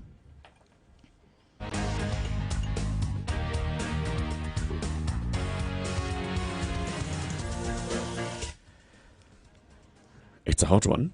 It's an interesting one. A very basic, somebody noted, is one of the activities that the children have to do within this curriculum is go and clean markets. And this parent from Mandera is saying, we don't have markets in Mandera. So there's certain structures that have to be in place in order for us to absorb or embrace this curriculum. And as a society, I don't think we're there. And we could see some serious repercussions from this if we don't acknowledge these problems exist. I'm talking about in the next, in 20 years, when we see the kids, the product come out. So people are in the workplace. These year threes are now in the workplace. We could see the wealth disparity widening. We could see a lot of discontent because of that. And we're talking about the masses. They're the ones who would not be able to afford to maybe buy some of these equipments. I mean, for some of the projects, teachers are asking parents to take pictures of the project and send it. So you're assuming somebody has a mobile phone with the internet and with a camera. It's a great assumption, and it's easy to make because maybe to you and I, it's quite the normal thing to have. But it's not to say that's the norm in, for the majority of Kenyans. So are we leaving people out? Can you imagine? It's almost the reverse of uneducating. And then parents are expected to do homework with their children. First of all, I'm against that, whether it's curriculum based or not. That one is not new. Even in the 844 system, parents were doing the homework. But this places more of an emphasis on that. And of course, I look at it firstly as the government being unable to employ enough teachers and the teachers having too much work. So they then make it that the parents will shoulder that burden. They're spreading the work there. But can you imagine for a parent who is not well educated, can you imagine what then this does? It exacerbates that disparity and it reassures that there's no social mobility. So even your child won't be as educated as you, and you might remain in the same situation, social economically I'm talking about. So there's going to be parents who are cleverer than others. So we're exacerbating certain disparities that we don't need in society. And we're limiting people. When I talk about social mobility, the idea of, to put it simply, moving from one class to another, it reinforces those structures. Because if you have a very intelligent parent, it's likely that they're going to have a good job and you're quite fortunate in terms of wealth and so on, and they will be able to teach you very well. And then you go back to the less fortunate, perhaps their education is limited, and they're the ones who've got to do the homework with the child, which means there's limitations on that as well. So it puts the child at a disadvantage. You're not on equal footing, even as children in class 1. So we're talking about even looking for how to equalize it, maybe tailor make it to various areas. And unfortunately, what the government has done is completely refused to acknowledge this and sort of just soldiered on with the fact that we're implementing this. And there's no harm in the system. I thought they were piloting it. They are piloted. Right now, we're in a at the pilot same time, stage. Are teachers not also being given the leeway to give feedback and say, all right, so this is the situation we're not going to be able to see the outcome of this until it's way too late. Because what We've got to look at this theoretically and understand these are the implications. We don't have to see the outcome. Because what the I'm outcome thinking of this is at will the be community seen when they level, the finish teacher school. knows, for example, that if I'm sending my children back home with homework, and I'm expecting that their parents are going to help them with the homework, there's some areas of homework that the parents will not be able to help, and there's some areas of homework that these particular parents may be able to help. If you're talking about, cleaning a large market, well, yes, in our area we don't have a large market. Remember, the teacher is also a member of that community. Is there really any place in this country that doesn't have a market? Well, this is a parent who said it. So it is not true. January 19th, there was a report in our papers that a market in Mandera burnt down. You can't burn down something that doesn't exist. Well, after it was burnt down, then they had nowhere. Also, maybe it was there. No. Also, the issue is not really... Traders they didn't have the structures, yes, but the business that is conducted in the markets continued. Look, this is a parent who has said that there was no market for us to clean. But that's immaterial. I was trying to highlight the fact that there will be people without the wherewithal to do what is required. If they were told to visit a railway station in Mandera, I would understand. Maybe it doesn't exist. Okay. And I think here the issue is community engagement. Yes. You're actually doing something for the community. We're now getting into the nitty-gritty. I was using that as an example to highlight the fact that not everybody will have the ability to embrace this curriculum and enjoy what we're supposed to get out of it. First of all, I gave the example of parents not being educated to a certain level. Furthermore, there's parents who are working so they can take their children to certain schools and may not have the time to do this homework.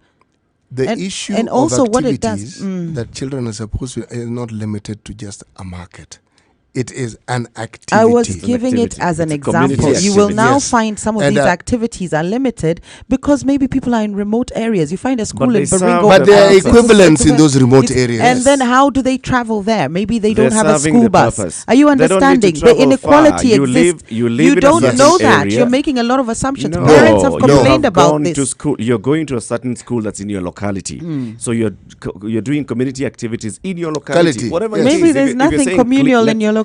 There I've is seen no schools that community in this country that doesn't Baringo, have. Yes. Moi built a hell of a lot of schools in Baringo. I have seen schools in Baringo that are completely isolated, and I want to. That is coming from the horse's mouth. Let's use that as an example. So clean the school, cleaning around the school. Let's talk about activities around the school. Which you're already doing at 844. The idea with going to the market is you will also pick up other skills. For instance, let's look at the refuse and what we can do with the rubbish to generate more income.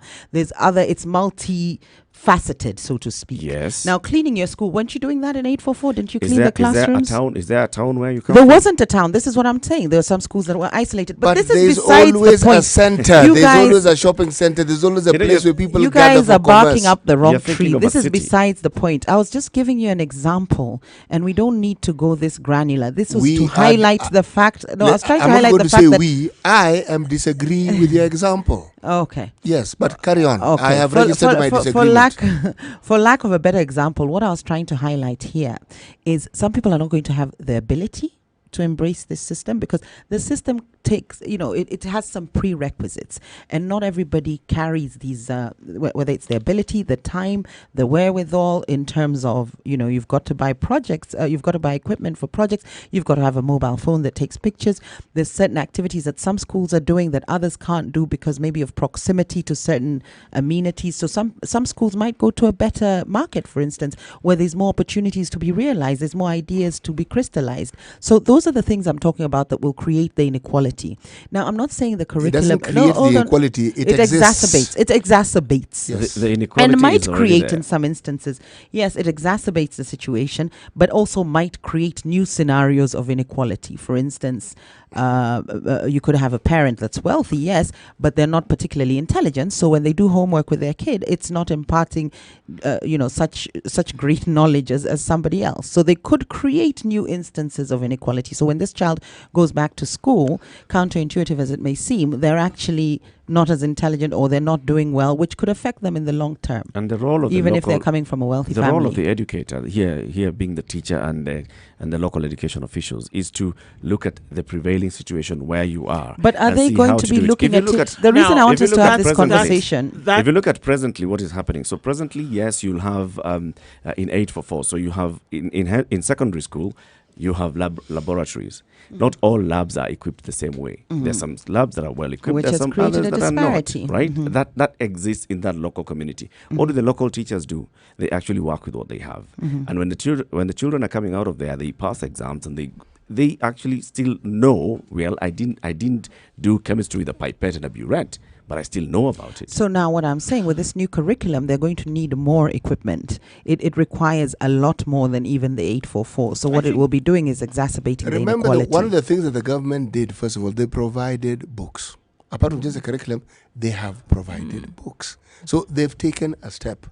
And the books are in schools. Remember my telling you that they even send books that the school sometimes doesn't need. So you're not going to complain that you don't have books. You have books. What is wrong with aspiring towards something? When the 844 system began, the reality was people were not prepared for it. And this pilot that we speak of didn't even exist then. Yes, there were places that you could say were advantaged in the sense that, I'll give an example of Muranga, because at that point in time, a gentleman by the name of Kamodo was Minister for Education. Okay, they had many Harambee schools. All you did with the Harambee schools was you asked the government to take over. And once the government took it over, the government ran it.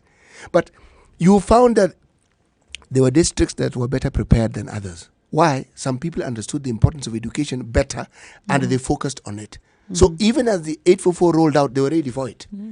Others took a lot longer to actually So it was get a into matter it. of catch up, but there was an opportunity to catch up. With this, there is no opportunity to catch Pilot. up. If it's based on your parents' intelligence, if that plays a factor, it you could isn't- actually be throwing people in the wrong direction. No. Absolutely, it No, is. If you're having no, to do no, homework no, with your Jerry, parents. there is something called a PTA, the Parents Association or Teacher Parents Association. Yes. And you don't think people with intelligent parents will be at an advantage?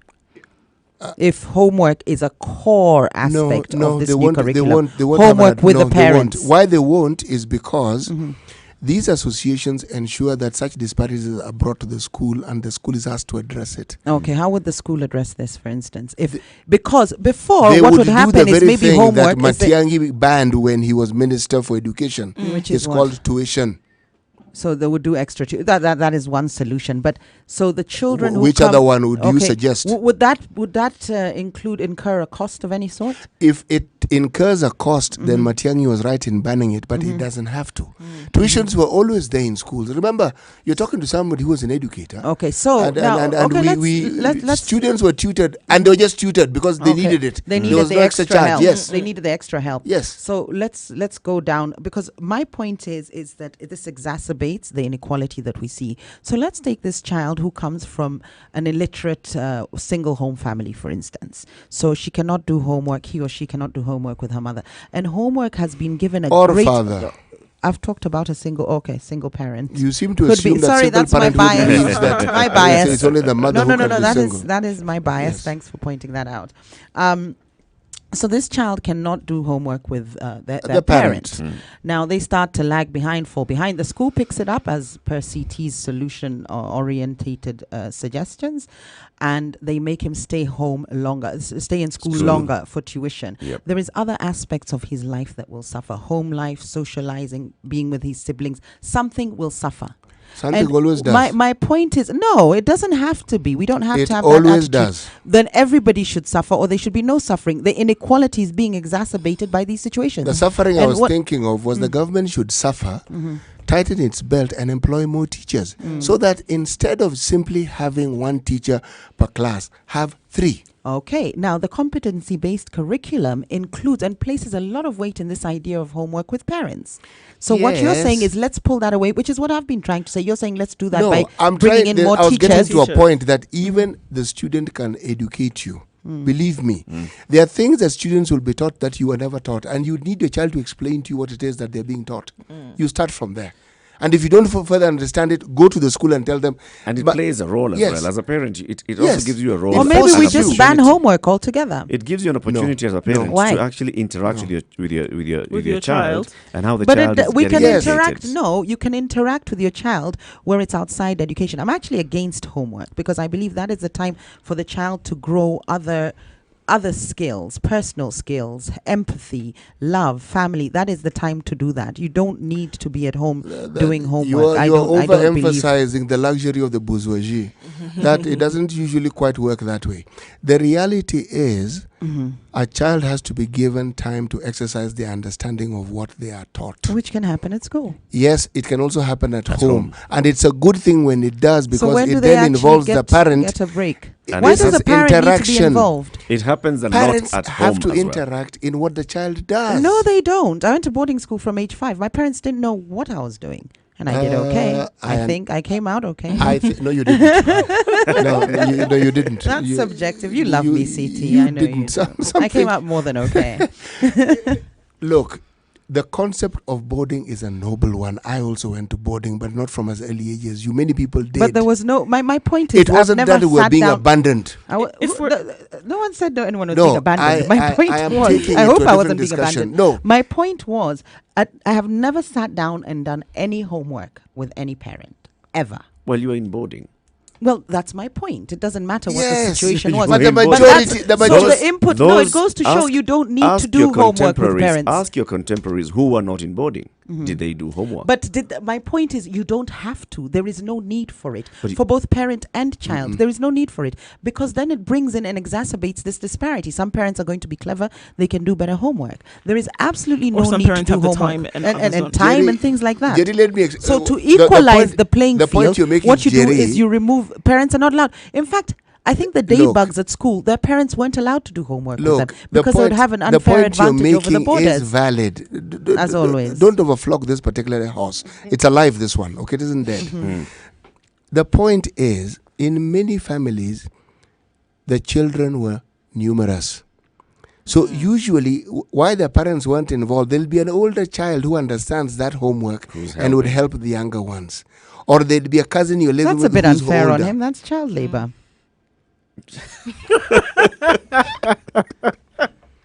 No, my point is Let's get serious again. My point is this taking new children to curriculum. boarding school when they're infants is not a good thing.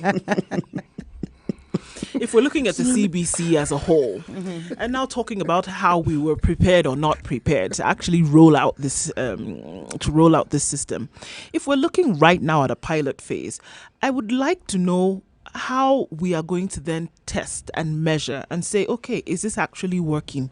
When we've already, because we're saying that we're in a pilot phase of things. However, we've taken it and we're running with it. Whether the pilot works or not, are we then going to say we are going to stop in the middle of it and bring back the other systems that we know? We start addressing the issues. Exactly. The issues we start that emerge. addressing the issues. But now that the issues that we have right now, even let's look at the assessment test that was done a couple of weeks ago and the different bottlenecks that different educators, teachers, school administrators found along the way. Even those have already been taken into, we hope, have been taken into consideration and say, okay, clearly these are issues that we have 1, 2, 3. And we're also asking, why are they always only 3? Why don't you make them only 5 or 6? 3 is 4, memorable. 5, Leave 6. her You can be. remember it, okay? So now 3 is a magic number. So we already know some of the issues that we are facing with the new system. Now, it would have been difficult for us to find that out had it not been rolled out. So it's been rolled out and we see these are the issues. Are we then going to be able to manage them? Because we're going to be asking to change the very makeup of this system that was brought in the first place. And those are things that should have been considered before it was introduced. The whole reason of piloting is so that you're able to make amends. You're able to tweak it. I don't. You're But able we to knew. actually We already knew. But we already knew some of the handicaps that we have in the education system. The case has been laid. It's about the inequality and the CBC that's being rolled out across the country. 0719-012-600. We'd love to know what you think as well. Join in Kenya's biggest conversation. Good morning. It's 9 a.m.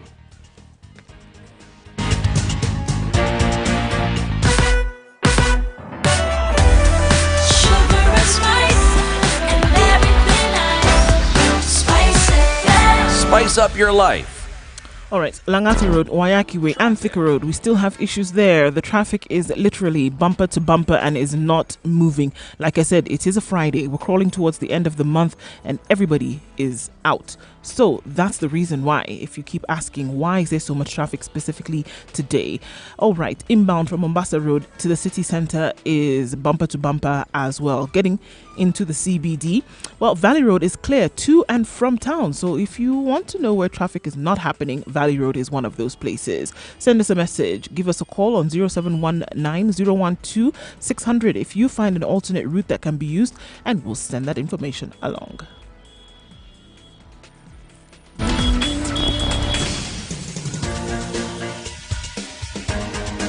This is The Situation Room, the home of hard-hitting political commentary and penetrating insights about the state of the nation. This is a talk radio experience like no other. The Situation Room, a place for hard truths, debates, and elevated conversations. The Situation Room, witty, political, engaging, deep, controversial. In the room, we have Jerry Thorne, lawyer, political strategist, an insider in the corridors of power, ready to take on any side of the debate with her signature eloquence and grit. C.T. Muga, researcher, academic, seasoned political observer, a fountain of wisdom in these politically uncertain times. Ndu Oko, Nigerian by birth, Kenyan by choice, communications expert, Pan-Africanist, a truth seeker and believer in people power, and Eric Latin, agent provocateur, the man in the chair, seasoned journalist, news hound, a man who believes in punching up,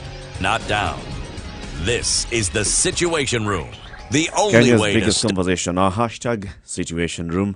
Spice FM KE is our Twitter handle. Our Facebook page where we're live streaming is Spice FM KE. And also we're live streaming on www.spicefm.co.ke. Post your comments anywhere there. Plus 0719 012600. We'd love to know what you think on what Njeri is talking about this morning, which is the competency-based curriculum. She says it's exposing a lot of inequalities and actually exacerbating a lot of them and creating an unequal society, right? Yes, it's increasing, heightening, compounding, whatever we want to call the wealth disparity that exists in this country. There's a lot of unfairness that's going to emerge. My contention is, you said, well, this is just a pilot project, and as these situations arise, we will cover them. There's empirical evidence as to what I'm talking about. It's been done in other countries. We've seen, and social scientists, psychologists, economists can easily predict what's going to happen. We don't have to go through this. We don't have to do the practical experiment of putting the children through this as a pilot scheme to counter what I'm talking about. There might be other things that we can then fine tune and learn from the pilot. But with regards to exacerbating the disparity in terms of wealth and the underlying equality that exists in this country as a society, or in the society in this country, there is no doubt about that. I've made 3 points very clear. Firstly, parents are going to have to be very heavily involved in this child's education under this curriculum, in that they have to do a lot of homework with them. Now, you have to understand, not all parents are educated to the same level, and there is a correlation between the poorer families and less education. So if a child is going back to a parent who has or is not as well equipped to deal with their homework, what you're doing is you're exacerbating that situation or heightening a situation whereby the poverty continues, because education is not going to be a way out, and there's no equal footing with somebody coming from a richer or more educated background where the parent can be more invested and can do better with helping. So that's the first thing. Secondly, this competency-based curriculum, it also requires a lot of equipment. There's projects to be done and so on.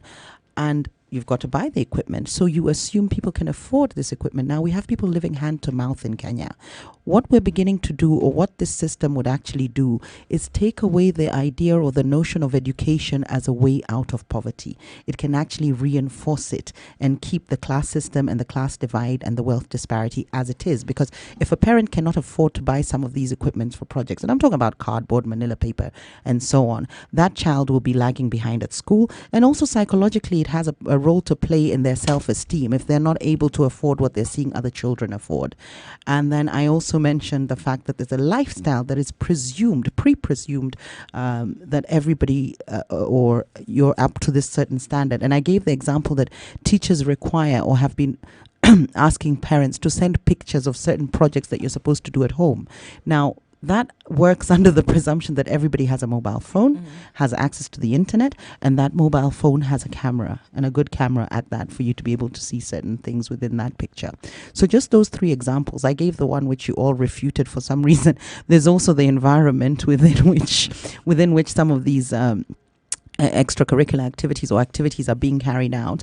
For instance, I gave the example of a parent complaining in Mandera that there was no market. CT said that there's a market everywhere, but I was using that to highlight that the environment in which one is in can also affect their ability to fully benefit or the potential for them to fully benefit from this competency-based curriculum.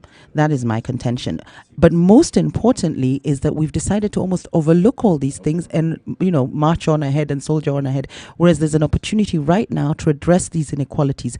CT has suggested maybe engaging more teachers so that kids who come from I don't want to say poorer families, that doesn't always correlate with their ability to do homework. Economically challenged backgrounds. No, not necessarily, because when it comes to more teachers, it could be that, you're economically challenged, but you're very intelligent. I'm talking about cognitive capacity to carry out the exercise. So level of intelligence, let's say, or even, educational background.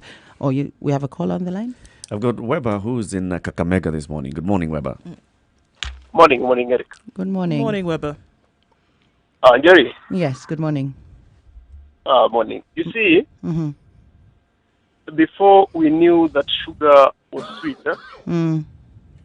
literally we were forced to take it. Right now, we all agree that sugar is sweet, right? If we want to succeed with this CDC, we should get excuses out of the way. So whatever you're trying to do is you're giving us the excuses, the reasons for why this thing cannot succeed. And my take is, let us just take it the way it is. Even if we don't have sufficient equipment, let us just pick it from just where it is, because Rome was not built in a day. So this thing will be picking on, it will be going on, it will be climbing and building up as the years go by. Can I ask you a question, Mr. Weber? Ask. Why should we? Why should we just accept it? Manage it. It's because we've got people who are they're already educated, but they don't have jobs. But you see, this thing it's a kind of training the youth and the kids from the early age, making them to be self-reliant and the stuff and the blah blah blah. And it will make them, after education, after school, they'll be self-reliant. We don't have to rely on the government or to look for jobs and the stuff like that. You do know, of course, that these are politicians telling us stories, and you know how politicians are in their stories, huh? Uh-huh. The point you make is a valid one, but for any system to work, one of the things that you must do is you must interrogate it. Even if it looks like a good thing, you must ask questions. And I think that one of the things that we try to do here is to ask those questions, because if it's an education that's meant for the whole country, then surely the whole country must benefit. At least it must be seen that they're benefiting. Would you agree? But you see, this is not for everyone, but it will incapacitate a certain number of students, because right now almost each and after university, people they don't have jobs. But the new curriculum is for everyone. The new curriculum is for everyone, every learner of school-going age in the country. Of that, it is for everyone, and so you cannot promise that everyone will benefit out of it. So then, why do we have it? Oh, he's gone. Unfortunately, he dropped. Yeah. This was the point. It was if we're looking at this new curriculum, it was brought in to remove to remove a system that clearly was not working in terms of comprehension by learners. Or it had outlived its time. Secondly, was to then introduce a new system that would allow learners to learn broadly, not just to pass an exam, but to actually acquire knowledge that could then be applied later on in life, or even during the process of education. Okay, to apply some of these skills that were actually being taught, or to enhance what it is that you had within you as an individual, and to bring them out. Were also raised when the 844 system was introduced. Yeah. Now, because here you were introducing a system, in theory, as a package, sounded very good. But the moment you start thinking of, is someone on the call? Go deeper into it and you'll find issues emanating. Yes. David in Nakuru is calling in. Good morning, David. Good morning, Eric. Yes. You're in a good mood. It's chirpy. No, this Fridays are good days. Hello? Yes, we're here. David from Nakuru. Yes, David, good morning. Karibu. Thank you. Jerry, Yes. let me ask you a question. And I want you to answer me very honestly and positively. I'll be as honest as I can. I don't know about being positive, but go ahead. Okay. How do you know that your father is indeed your father? How do I know what? Sorry? Oh, no. How do you know that your father is indeed your father? I just go along with it, I suppose. Yes, and one thing she knows, he's not her mother. It's very clear. I don't know what's happened to David's call. It dropped. But the calls are dropping. The calls are dropping, but just keep calling. We'll sort it out. Actually, our guy Juma, head of studio, is working on that. But keep calling 0719-012-600. That's 0719-012-600. What we are doing this morning is interrogating the competency-based curriculum and saying, all right, so where does it work? Where does it give us potential areas that need to be addressed, or where would it actually be an issue? And Jerry is saying it may exacerbate some issues of inequality in our society. Absolutely. It can lead to catastrophic. Not can, will. No, it's not can. This is a will factor. You know, we do have a situation that we've had before. And the will of the government isn't to actually achieve what it claims to. Because if it did, it would actually put the relevant resources to ensuring that this thing that they're saying, the education sector has people who understand the things we're discussing far better than we do. Oh, absolutely. So was it a system that Far, was far then better. introduced to make it seem as if work was being done, or that new things had been implemented, to make it seem as if something was actually being done about the education system, which had been complained about years and years and years in advance, as opposed to actually interrogating a system before it was then established to say, where would we go wrong if we actually established this in the country? David is back So we are online. now... David is back. Let's hear David. David, welcome back. Sorry, we lost you. Asking me about my Thank heritage. you. Thank you. Right. You were asking Jerry a question. Yeah, Jerry, how do you know your father is your father? I just assume he is. Now, how We haven't done a DNA test as yet, but I just assume that he is. Now, you see this doubt, the culture of doubt. You see what is happening in our country is doubt. No wonder our culture of ignorance is what is killing us. Well, you've just contradicted yourself, because if He's we allowed decide, to. No, absolutely. But these ones cannot sit side by side. One negates the other. So you talk about ignorance and then you say doubt. So you want me to have faith, but also not be ignorant of the fact that there are potential pitfalls in this system. No, the thing is, I've asked you a question. You've doubted already. You cannot doubt, but even if it's your first father, it's just your dad. It's just your dad. Okay. Even if a class 1 student, he says, my dad, because he buys me sweets, what have you? Now, you see, these mental gymnastics, we should stop. Mental gymnastics is with City Muga. Muga is always right. You see? What do you mean Muga is always? Do you actually listen to us? Do you listen to our debates? I don't think we're talking. David, if we're do you listen to us every day? Yeah, I want to David, so David, you're saying Muga is always right. Continue. He doesn't listen. He doesn't listen to us every day. Yes. Thank you, David. David, go on. Okay, you always argue for the sake of arguing. The other day you just argue about a lie, a mere lie, and it took almost 30 minutes. So this issue of mental gymnastics with Muga, please, Jerry. Thank you, David. Thank you for your call. Thank you for your contribution. I've got Grace. Good morning, Grace. Good morning. Good morning, Washimiwa. How is it Friday? Very cold, huh? It's good. We're glad it's Friday, put it that way. So long as it's a Friday. The weather is not good. I wanted to answer my friend from Kakamega. Was he from Kakamega? Yes. Weber. That he says the system of education is responsible for lack of jobs. I think the reason why people say there are no jobs is because they were cast from the day they went to school, me included, even you guys. That you go to school to get a job. Instead of being told you go to school to learn how to navigate yourself. Yes. So it is an issue of mindset. It's not as if there are no enough jobs. As if people go to school just to be employed. You get me? Yes. Yeah. It's in keeping with that song. We show kusoma. Utapata kazi. kazi nzuri sana. But Grace, what do you? That was implanted in our mind, so that we just go to school to be able to serve a certain wealth creator. We were never told to go to school to create wealth. Right. For ourselves. Grace, what do you think of the new until CBC then? In Until we terms of remove that, until we remove that mindset, whatever system of education we propose will not bring the end result will not be productive. Right. And how do we remove that? How do we remove that? Yes. Just the way we bring in all these changes, we can decide we want to bring and tell the people as young as they are that they are not going to school because of a job. And we give them a lot of financial education and they will understand.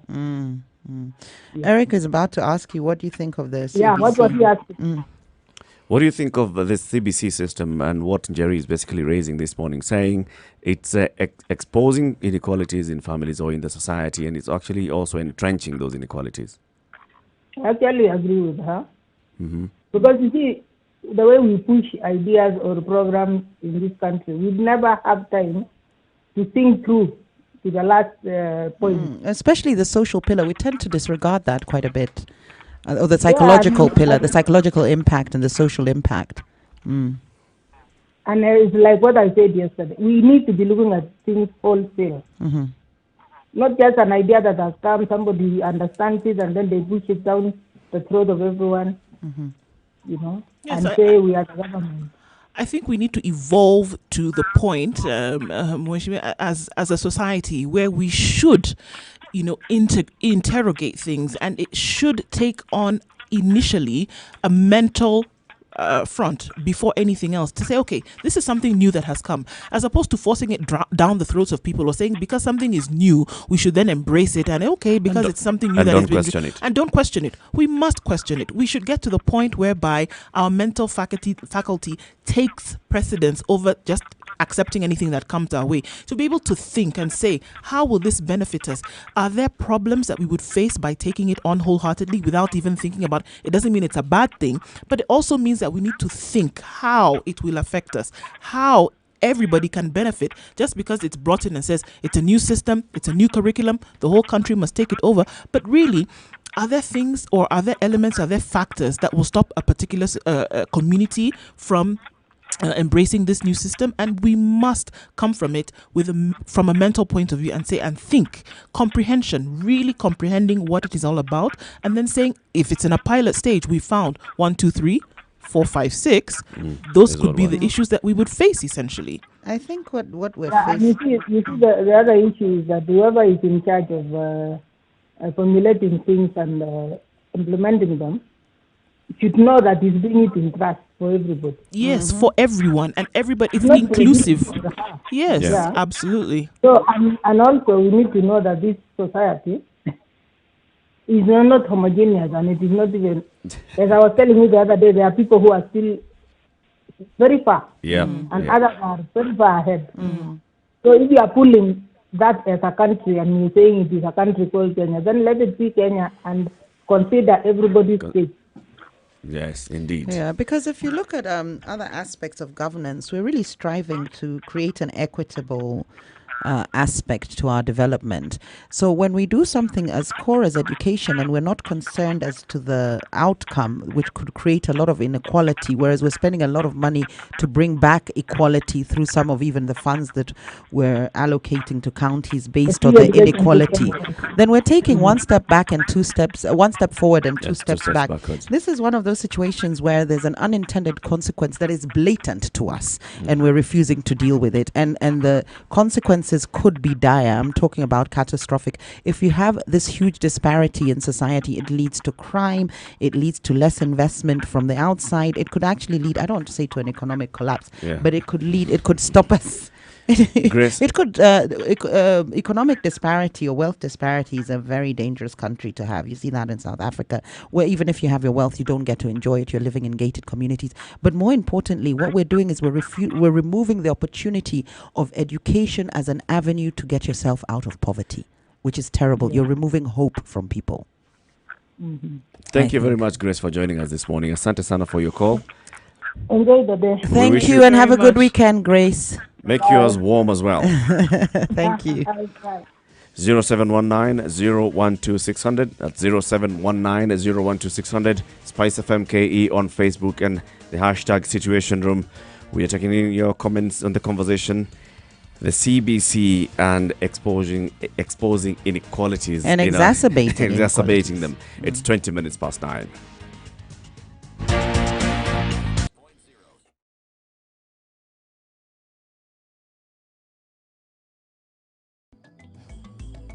How well do you know your country? Given a chance, where would you go? Not so many places, huh? Would you even know how to get there? Yes? No? Maybe? I don't know. Well, oh ye gallivanters and tourists alike, here is your chance to not only know, but also visit amazing destinations in Kenya with complete recommendations, guides, and tips on accommodation spots, wellness stops, and food joints all over Kenya. How, you ask? Courtesy of the biggest locally targeted tours and travel magazine, Travelog. Travelogue is your monthly pull-out magazine in the Standard newspaper every first Thursday of the month. With Travelogue, enjoy the beauty of life that Kenya has to offer. Visit exotic and hidden destinations, be part of amazing conservation campaigns and projects as you simply enjoy Kenya. It's our way of putting Kenya on the map. Grab your copy and be aboard the fun wagon as you improve the quality of your local travel experiences. Travelogue, Jione Kenya.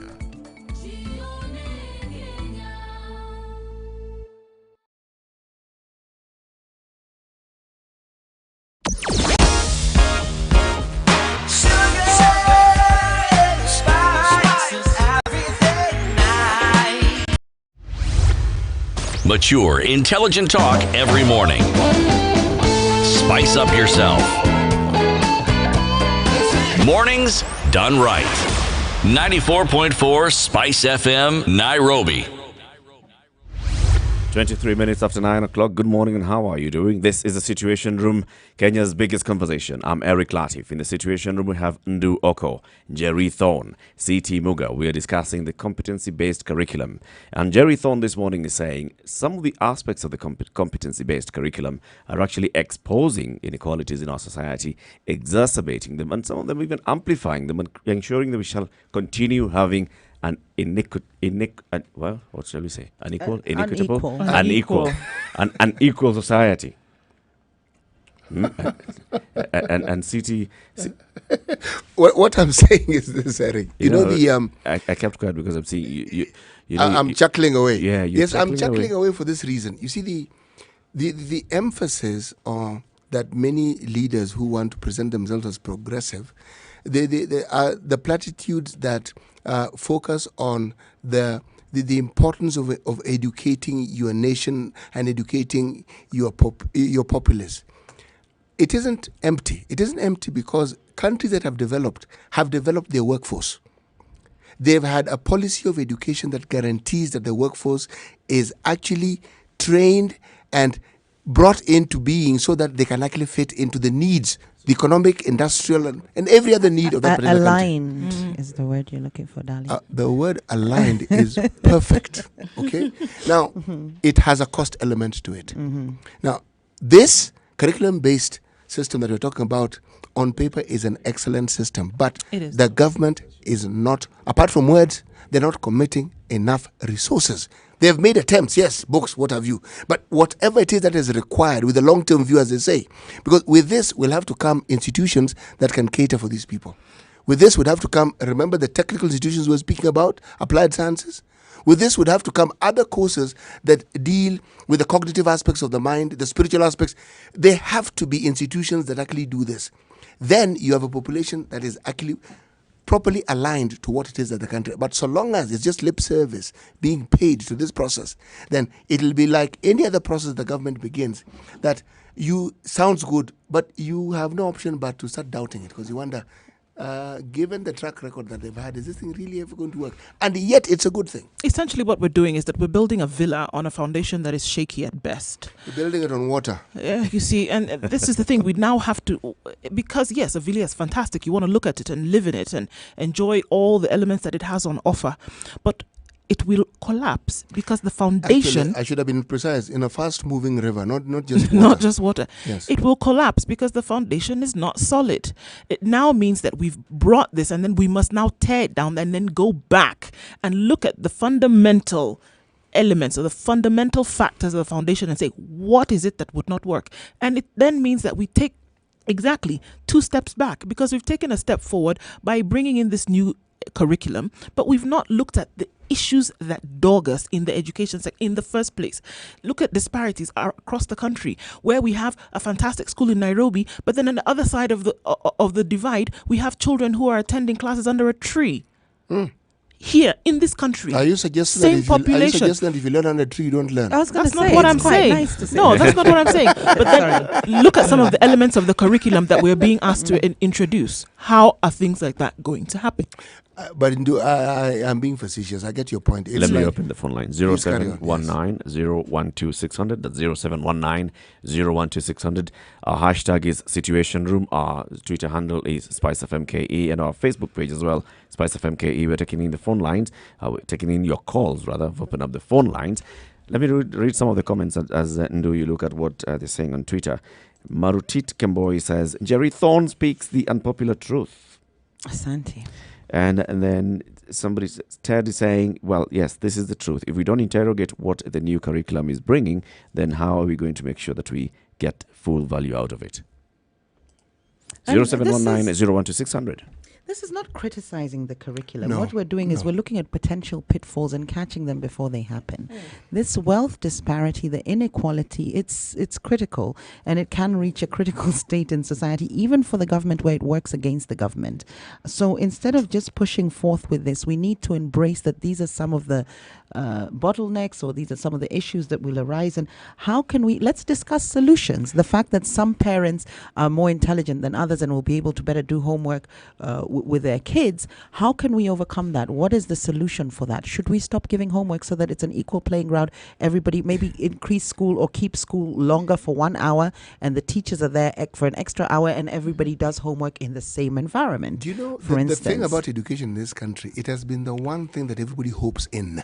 Absolutely. Because it has been believed if someone can get an education, they'll be able to do the very And can things. you imagine taking that from poor people? Yes. Or It taking has been that the way from out. It has always been the way out. Absolutely. Absolutely. So Families will sacrifice so that this one person gets an education. With this system, you start to remove that from the less fortunate, because it Right from the actually very works beginning. at a disadvantage. So, for instance, we could increase school hours. If it's homework people have to do, let's increase school hours. Everybody stays at school, and there's a teacher helping everybody, and it creates an equal playing ground. Go If careful it's on the school hours. The 844 system already has that, and that we will kill well, that. if you're having to remember. do homework, you're going to have to do homework at home for an hour. So why not do it in an equal environment where there's a teacher and there's no such thing as homework? These are just suggestions, propositions, and I'm open to Why is it- interrogation and criticism. Why is it that the homework was actually introduced? Like, you do homework with So that your- you could with go your home and parents. practice what it is that you were taught. But why do during you the have day. to do that? Why bring in the parents? I'm sure there must be a reason behind this. There must be something, because It always was to there's shift the always- labor onto parents because It was teachers not- couldn't all right, do it all. But the intent coming from the educators was that they wanted the parents to be involved in the process What of learning for? as well. Why? Why? Actually, They're learning. Your do you parents, as know- parents, you're teaching other things. If Ask some the parents are paying educator. an arm and a leg. I'd be wealthy. let's ask the educator. What value does it bring? Does it have when a Look, student is actually doing their homework, or maybe being supervised by their parents? If you or- look at the structure of any lesson plan, apart from introducing a subject in class and actually teaching it, there's always time for the students and the teachers to interrogate the subject, have an Ask answer, discuss it in questions, class, right. and then you're given time to now apply what you've learned on your own. Homework is just an extension of this. Why does it have to be done at home? Why can you not then apply what you've learned at school? Because school hours are limited. Right. And they want to inculcate in you the idea and the notion of self-learning, where you do Which this can in be the done at absence- school. It can, Self-learning, but it can be done in a home. outside a framework of school. That's the whole point. But where that it is not you- self-learning. You're not teaching yourself anything. You're just No. redoing what was done. Self-learning No. is explorative. You're going out there, researching, finding things out. This is now... Class learning limits what you're just saying. And if you're given homework, if you understand the homework that they're given, it does precisely that. You are allowed to explore. You're actually told, explore this, do the other. Even with the 844 system, it does that. And the GC system, the KG, the British curriculum system does even more of it. You actually are asked to write a term paper, to actually go into the process of actually researching into what it is you want to do. And the home environment gives you more time, because whatever you need to do will expect you to expend more time than the school hours allow. It's really that simple. It's not a complicated issue. But why have we then decided we're handcuffed to that notion that we must do X amount of hours? Why not reduce the hours? What muddied the waters with the 844 system is a situation where, what you say correctly, there are teachers who didn't do their work. Instead of teaching, they simply just gave homework. Yes, there was that. We have Otieno who's calling in from Nairobi. Good morning, Otieno. Morning, how are you? Very well, thank you. Welcome to the Situation Room.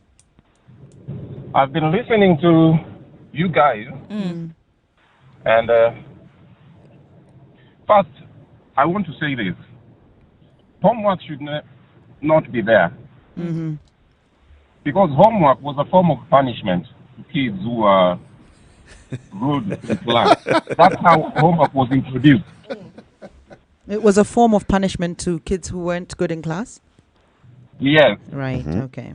If you read about it, it was a way of punishing kids. Mm-hmm. You go home while other kids are playing, you have to do some extra work. Right, okay. That's how homework came about. But when you look at countries like Norway, you go to Japan, China, the developed countries, they don't have such things as homework. I don't know about Japan. I hear in Japan they're constantly learning tuition. When we talk about Japan, I have some few Japanese friends. Mm-hmm. Their system is not about, it's not like ours. Mm-hmm. Because most of them are not that educated and they are employed. It's about skill. In Japan? Yes. Right. They don't put emphasis on education that much like us. Mm-hmm. Yeah, because I have some friends here in Kenya Mm-hmm. who are working and they only reached Form 4. Right. They didn't go to university. They're working even for the High Commission. And they're paid a lot of money. Mm-hmm. Are you getting me? Yes, we're getting you. Now, if you look at the future, you go to a place like Japan, the hotels, the receptionists are robots. Yep. The machines are taking over. Now, the future is we need to train people on how to build and maintain. Okay. If you keep on insisting on academics. I mean, it's all about skill. It is, but the thing about homework, it's actually intended. It's unfortunate that some people experience it as a punishment. That's truly unfortunate. But it's actually supposed to reinforce what was taught in class. So outside the environment of class, when you now look at this thing on your own, it's supposed to just reinforce what you had previously learned in class. Can it be counterproductive? How? Because the child is already so tired by this stage. You know, you've got to give the child a break. And also, have you considered that perhaps you don't exploit the full capacity that the child has? Well, you don't want to stretch it to its limits with schoolwork. You can actually Otieno is in traffic because we don't want to lose him. Otieno, thank you very much for joining us. Where are you in traffic this morning? I'm coming from, I'm on Peter Road. Okay. Heading into town? Yes, heading into town. How's the traffic? It's moving. Ah, good. Where are you? I'm almost in town. Okay, so it's been smooth sailing all the way. It's not smooth sailing, but right now it's moving. Okay. It's moving well. Asante I can't sana. say it's smooth sailing, but it's moving well. Thank you very much, and we wish you a good day. Have a good weekend. I just wanted to ask a question. Yes, Somebody yes. once asked, how many people use algebra in their life right now? What you learned in school? How many of you use it? Or Pythagoras. Absolutely. Yes. Are you getting me? Yep, we we should have been. Things that we are not using. Yes, we don't know how to do our taxes. We don't know how Actually, to handle Otieno, we do use it. It's just not that we use it on an everyday basis. We There's some apply. knowledge that forms a foundation basis on of which, other knowledge yes, you build, that's what it does. You apply It's a it. way of thinking that it creates Yes. that we can then add knowledge to it. Yes. Thank you, Otieno. Have a good day. Bye. Okay, thank you. We seem to have gotten off on a tangent and we're debating about the homework, whether we should have homework or not. I guess that's come off the fact that I'm suggesting one solution to the disparity in the quality that a parent can bring into helping a child with homework can create inequality further on along the line. One of the solutions was to scrap homework so that there's nobody going home with homework. It's all being done at school. Maybe Not there's scrap it, give it homework, but change the location where they do it. Right, so it wouldn't be called homework. It is homework. If it's, It's not your at own home. work. Okay, right. Yes. Prep. Or own work. We used to call it prep. Yes. Prep is homework. Because Right. your home in boarding school is a school, so It's it's just prep. rules. And in terms of solutions, the second point I made earlier was the fact that with this CBC in place, there's a lot of projects that are being done, and you've got to buy paraphernalia and different things. Of course, with the disparity in wealth, some families not being able to afford some of these, the equipment. And I'm talking about things like scissors, glue, materials. Some families, it might not seem like much to have to buy manila paper, but for some families, they simply can't afford it. Some families have quite a few kids. Maybe they won't be able to afford for many children, so they buy for one child. Others can't afford it at all. Or not at all. How would we overcome that? The fact that there's projects that need to be done under the system, but not all families can afford it. I will only say this. Believe me, if you ask this question of a professional teacher, they would provide you with a list of really probable and possible solutions because they know. Experts in this field, they They know are aware of the disparities that exactly exist. what they know and they understand and So they what know is what the to do. solution? You're an expert in this field, aren't Was. 0719 012 600. 0719 012 600. This is a Situation Room, Kenya's biggest conversation on Spice FM, 23 minutes to 10 o'clock.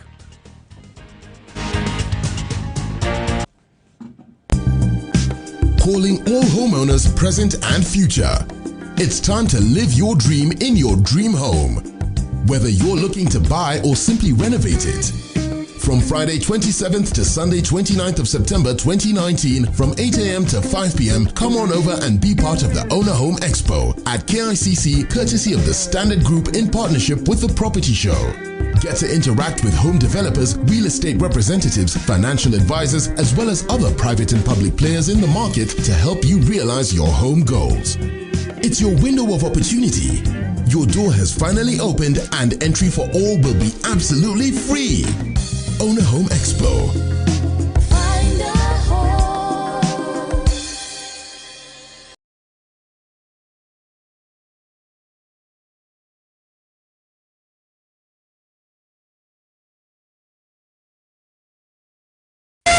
.0 Spice FM, Nakuru. How well do you know your country? Given a chance, where would you go? Not so many places, huh?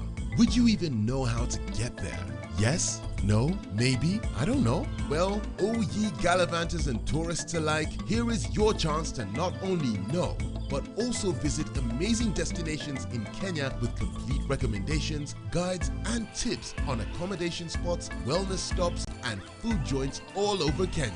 How you ask? Courtesy of the biggest locally targeted tours and travel magazine, Travelog. Travelog is your monthly pull-out magazine in the Standard newspaper every first Thursday of the month. With Travelog, enjoy the beauty of life that Kenya has to offer. Visit exotic and hidden destinations, be part of amazing conservation campaigns and projects as you simply enjoy Kenya. It's our way of putting Kenya on the map. Grab your copy and be aboard the fun wagon as you improve the quality of your local travel experiences. Travelog, Jione Kenya.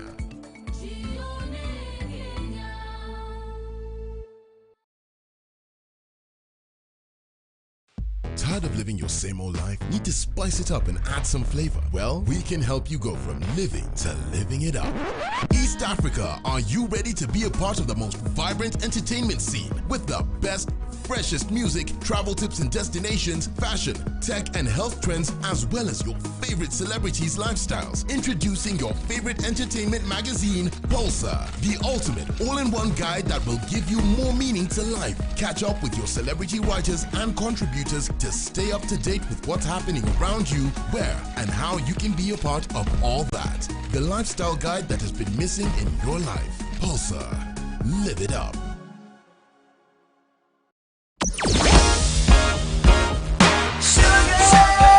The still complaining about the nastiness that is James Gishuru heading to Wayakiwe from that junction. It is quite a mess, I must admit. But we hope that it gets better as the day goes by. There are traffic police on the road trying to help you out there and to get you moving a little bit faster. But we, unfortunately, have to accept what the situation is right now. All right. James Gishuru going in the opposite direction is smooth, if that is of any help to you. Langata Road, you will know payday from the traffic. Everyone and their dogs brings their jalopy out. And when it's mid-month, cars are parked at home right now. What we have is everybody on the road. Everything else seems to have been getting better from Jogo Road to the Thika Superhighway, a little bit better now as opposed to what it was before. Mombasa Road heading out towards the city is not so bad. Traffic is moving smoothly now, finally. Other roads are clear. You see something that we need to know about now, give us a call or send us a message. Keep the traffic moving this morning. 0719 012 600.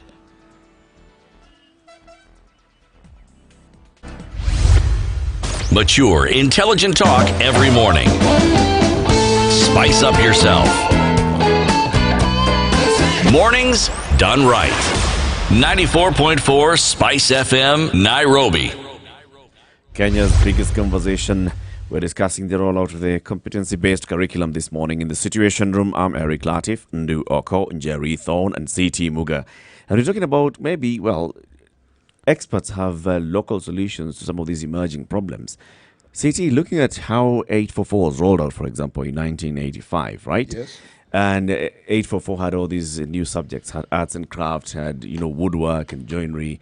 And there were a lot of things that needed to be done in the school. For example, you needed to have all the equipment to do woodwork and metalwork and arts and craft.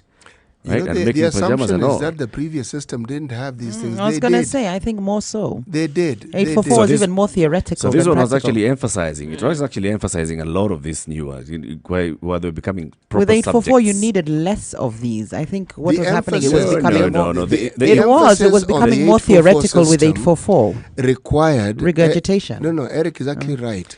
It was accentuating it. But where the pitfall came in was now the resources to ensure that what was being envisioned. The 844, in theory, was actually, these systems are not bad. We don't invent them. We find them somewhere where they've worked, but we then want to implement them within our setting and with everything bad and mostly negative about it. It can be argued that so we doom it even before it begins. But that these things work speaks volumes of those who are in the education sector and those who actually are given or whose mandate it is to pass on that education. The point I was raising was at that point of now going full implementation of 844, where now arts and craft was a subject, where joinery and metalwork were actually clear subjects. There was a lot of emphasis on actually being able to bring in the equipment. How did the communities do it? Of course, far-flung areas did not have the immediate Did they not financial have capacity. these subjects previously? Not all schools. Not all. Right. Not all schools. We had secondary schools that had a technical bias. Mhm. Remember, I was telling you that we moved backwards. I said we moved backwards. I meant it. With 844. Not even just with the 844. Our whole approach towards education and the tertiary, and then we went back. There were secondary schools that were called, Thika Technical Secondary School. Yes. Mombasa Technical. It's a secondary school, teaches academic subjects, but the focus is on technical subjects.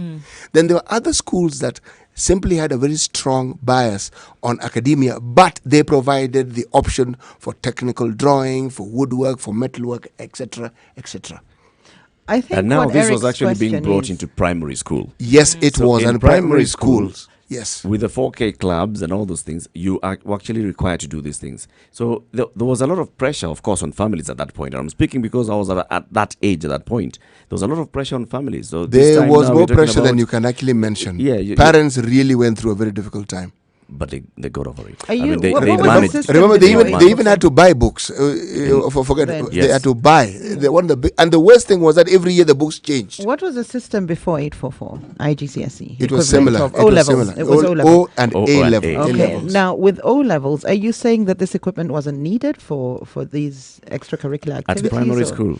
At primary school, not necessarily. wasn't. Okay, and then when 844 The came in, subjects in equipment primary was school. needed. I Yeah. always thought 844 would be more theoretical than O What level. 844 did, when 844 was started, it actually had a lot of emphasis on the stuff that you do with your hands. Oh, and really? that's why the subjects of, art and craft was a subject now in 844. And It's a that's- subject in O levels. You have it as art. yes, but it was art, Oh. right? This was art and craft. At primary level. At primary level. Which is there at O from, level, no? From as low Yes, as but at standard primary 1, 2, 3. level, these things were not examined. At the KCP, CPE were theoretical. You had 3 subjects. There was no practical subjects that you did. And Not in now primary 844 school for a actually long made time. it now examinable. Yes. Where even agriculture was examinable. Yes. And what you're Okay. doing on the field. So in terms of buying goods and not goods, I was going in terms of buying paraphernalia for these projects, it's not the first time the parents are having to experience this. So what you're saying is we just carry on No, as it, is. it was not a pleasant experience. It wasn't a pleasant experience, but also there's what the teachers were doing, like what CT was saying.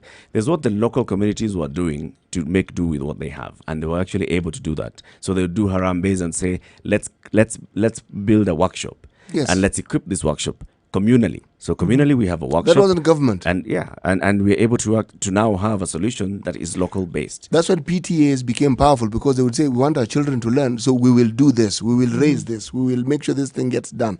So actually, they became partners in the education system. Right. So what do you think we're going to do about the fact that this particular curriculum requires that students have all these extras to do these projects, which it's fantastic, but given that some families can't afford it and some can, and this, as I keep saying, will exacerbate the inequality within society, what do you think we should do about this particular component of that things have to be bought for projects? I think it's necessary to take that into consideration, because we talk about it being a holistic system or a holistic curriculum for the whole country. And you can't say that because we have some who are able to afford, we're just going to go ahead or go along with it. Or are we going to look at where there will be subsidies made for schools where certain students don't have... We're complicating this thing. Huh? If we can budget for non-existent dams... That's what I'm saying. That's what I was about to say before you came in. So are we going to subsidize it, or are we going to create... Or even just provide it as government? Why not provide it? That's what I was trying to finish. If you'd have allowed me to finish and say that, are we then going to make provision in all schools across the board for these extra things that you need to work the system as it were? The government has a duty to ensure that government schools are provided for. If you have decided to turn... has it been done previously? So has the government been Oh, yes. And remember, even CG yes. is saying books have been provided. So now it's about feedback by the stakeholders. If the stakeholders actually come together and first of all understand what the CBC is seeking to do, and understand what CBC is saying, this is how you are going to learn from this point going forward. That's why PTAs are going to have meetings with the BO boards of management, boards of governors in schools, with the teachers, and saying, all right, so this is what we are required to do. What do we do about this? Do you know- A, B, C, D should come from So then the provide the ministry, extras government. from the... A, E, F, G, H, we can do. Has the government bitten off these more aren't than it can extras. chew? These aren't extras. These They're, aren't extras. they're necessities of the curriculum. Yes. So If we're saying you that are they going to provide... And can the introduce a government afford curriculum, it? Can they of course afford they it? can. Bitten off more than it can chew. No, it can afford it. If we can afford all railways schools, that we're paying for. But through- remember, railways, had a the laptop project intention and the is government that... afforded it. Yeah, well, no, the government can afford it. One of the things that the runaway corruption has shown us is that there's money to do things if the government wants to do it. If there's that much money that can be stolen and the country still moves, there is enough money to ensure that we get a good education system. They've come up with a system. Thank you. Equip it. Okay, so that's the second point covered, the fact that parents are going to have to buy bits and bobs of equipment in order to I'm do saying these let projects. the parents have the duty of paying fees.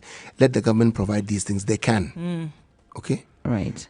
This fits and starts that the government has, or they start something and then they somewhere along the line something happens. And then they throw it back Yes, to us to like the fix sanitary it. pad issue. It is budgeted for, the money is there, and then fits and starts. There's a story here and there's a story there. That's the nonsense that the government must stop, because they're the ones who started anyway. Right. The third point was that this competency-based curriculum, it also presupposes a certain lifestyle in the first instance. And not surprisingly, if we took this from the US, that's where it first came from in the 60s, you can understand they'd reached a certain level of development economically and as a society. So when we adopt that, or when we embrace that system of learning, which has great potential, but it doesn't come without its pitfalls. One of which is maybe we as a society are not where the Americans were when they were going into this. Yeah. So in terms of, let's say, lifestyle, there's certain things that are required. An example that was given was that teachers are asking parents to take photos of certain projects that need to be carried out at home. Again, I said this requires that a parent has, one, the internet, two, a phone, a mobile phone with a camera. Now, how do we overcome this assumption or this need for everybody to be on the same level, and it's not actually there? How would that? What is the solution to that? You actually provided a solution for this yourself some times back. One, a series of things you said, not necessarily in the same day. Electrification. It's reached places you never thought it would reach. Right. There was a computer program that the government said it would initiate throughout the country. All right. The laptop story. That's the computer program that I'm So referring to. interconnectivity, internet connectivity. Yes. I am saying if you consider the programs that were budgeted for and that the government said they would do, this discussion we're having would not be that difficult. All other things, if the government was doing everything that it should be doing, it would be, these all things would these be, things This would would be have there. fallen into place without us having to think about it. Yes, it would actually have fitted in perfectly. Okay, Meaning that's not the case. There's It's a- all there's good a- theory. there's- I am That's not the saying- case. So they there's a are program able of- to do it. Because if we're looking at trying to find out what the bottlenecks are in I'm this not curriculum, theorizing. if we say it is a pilot project, then we say, but here are the problems that we have, and you have the capacity as government to be able to fix them. Then we can move then from pilot to establishment. Not so? Do people foresaw this thing? You see, there are people who plan these things. It's these implementers who go around messing up things. They are aware. They plan and they know if you have this is a structure within which this will work. You move this, then when you move there, you actually have a ready platform from which you can do what you do. But those things are never created. They are begun, they're left in shambles. They never quite work. So when you want to implement this, you are now dealing with more problems than you know what to do with. Which is why I was and you asking. didn't need to. When in it the comes first to place. like when it comes to internet, there is the National Fiber Optic program, which is actually supposed to roll out fiber optic connectivity to all areas. I know the main primary areas were the government offices and schools. Yes, Those throughout the were country. areas throughout But the we're country. we're not talking about schools. We're talking about the fact that parents in certain homes maybe of the less fortunate or people lower income homes might not be able to afford some of these activities that are prerequisite or required by this program. And For I this see- program to be successful for each student to get the most out of this program, they need these things, and You know some what? parents can't afford them. Yes, they can't. The government, in a time gone by, and even now, have a system to cater for such things. One, with learning, there's something they call a bursary. Right. Two, schools had facilities that enabled students who couldn't. I'm talking about this thing called a bursary. It was weighted, just like the voting you want. It was weighted. Means tested, yeah. Yes, exactly. And you would be asked.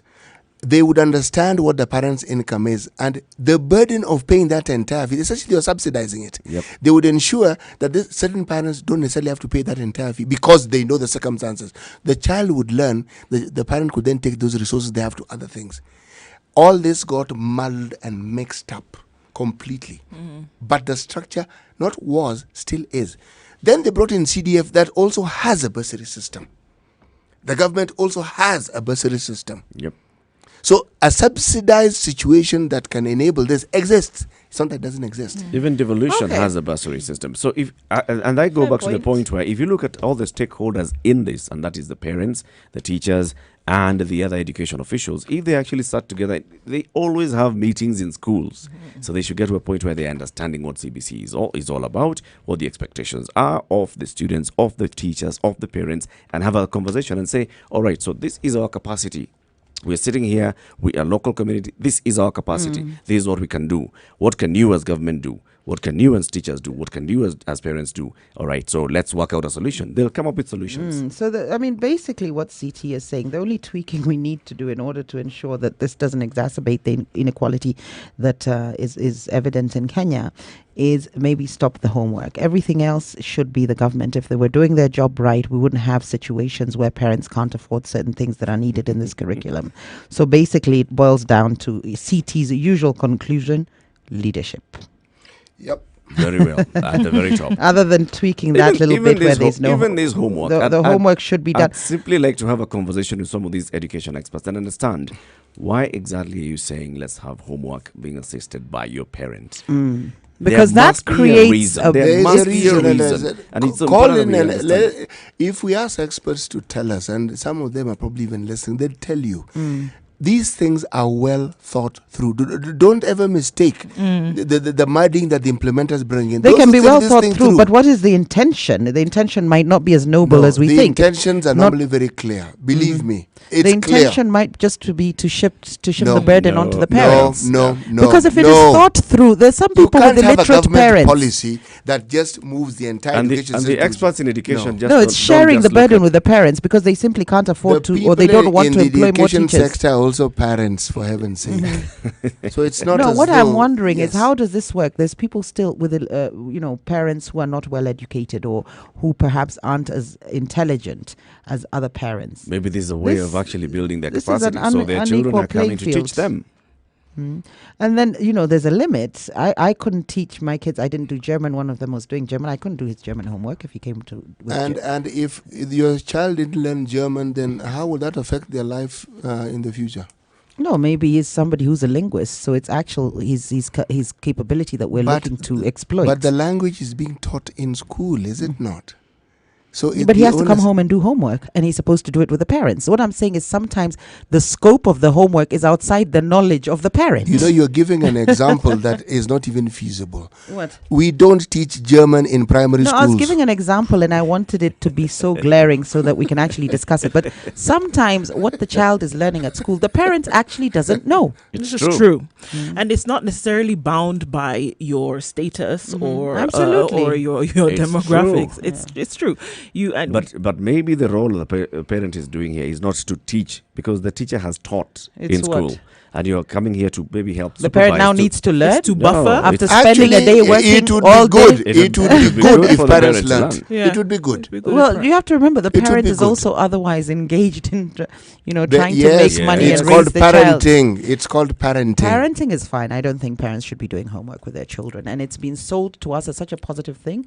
I think next week we can discuss homework, the pros and cons of homework, and whether parents should be involved in homework or not, and whether the child should be left No. to grow. Children Why are not don't just we about discuss school the and limits learning. of parenting and ask ourselves what does parenting involve? That can All come right, in, but it guys, doesn't so involve let's- education as let's- we're being Let's sold. head into the weekend. Predict what's going to happen this weekend as you look back at the week that we've had. CT? The weekend. I don't think it's going to change. It'll just be Saturday and Sunday. Then we'll be back here on Monday. 24 hours each day. Yes. You don't think there'll be an extra hour? So global warming is not affecting the number of days or the number of hours in a Global day. warming will engage us because the threats that are presented by it are dire. They're not things you can ignore. And as I said, it's the speed with which things are happening. Not that Right. they're happening, the Right. speed. It's the speed with which. But we will be discussing, this Punguza Mzigo thing will be in discussion. We are not going to stop discussing the issue of Cohen. And we're also not going to stop discussing the issues of Kibera. Very good. Yes, I think there'll be some rallies in the weekend. There'll be a lot of activities, heightened political activity in Kibera. Of course, we're going to see some activity in churches as well, political churches. So it'll be good. I'm looking forward to the headlines on Monday, politically speaking. Oh yeah, for sure. Politics are going to play onto all the platforms that we exist within and about. We'll see some games definitely being played this weekend, sports and otherwise.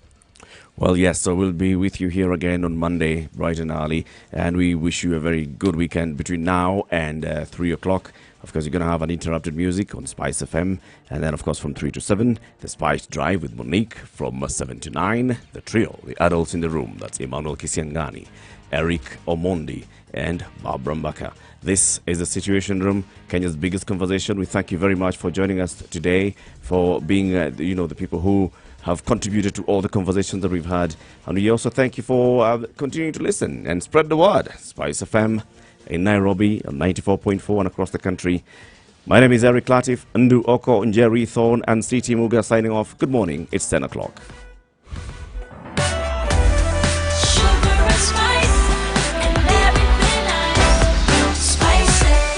Spice up your life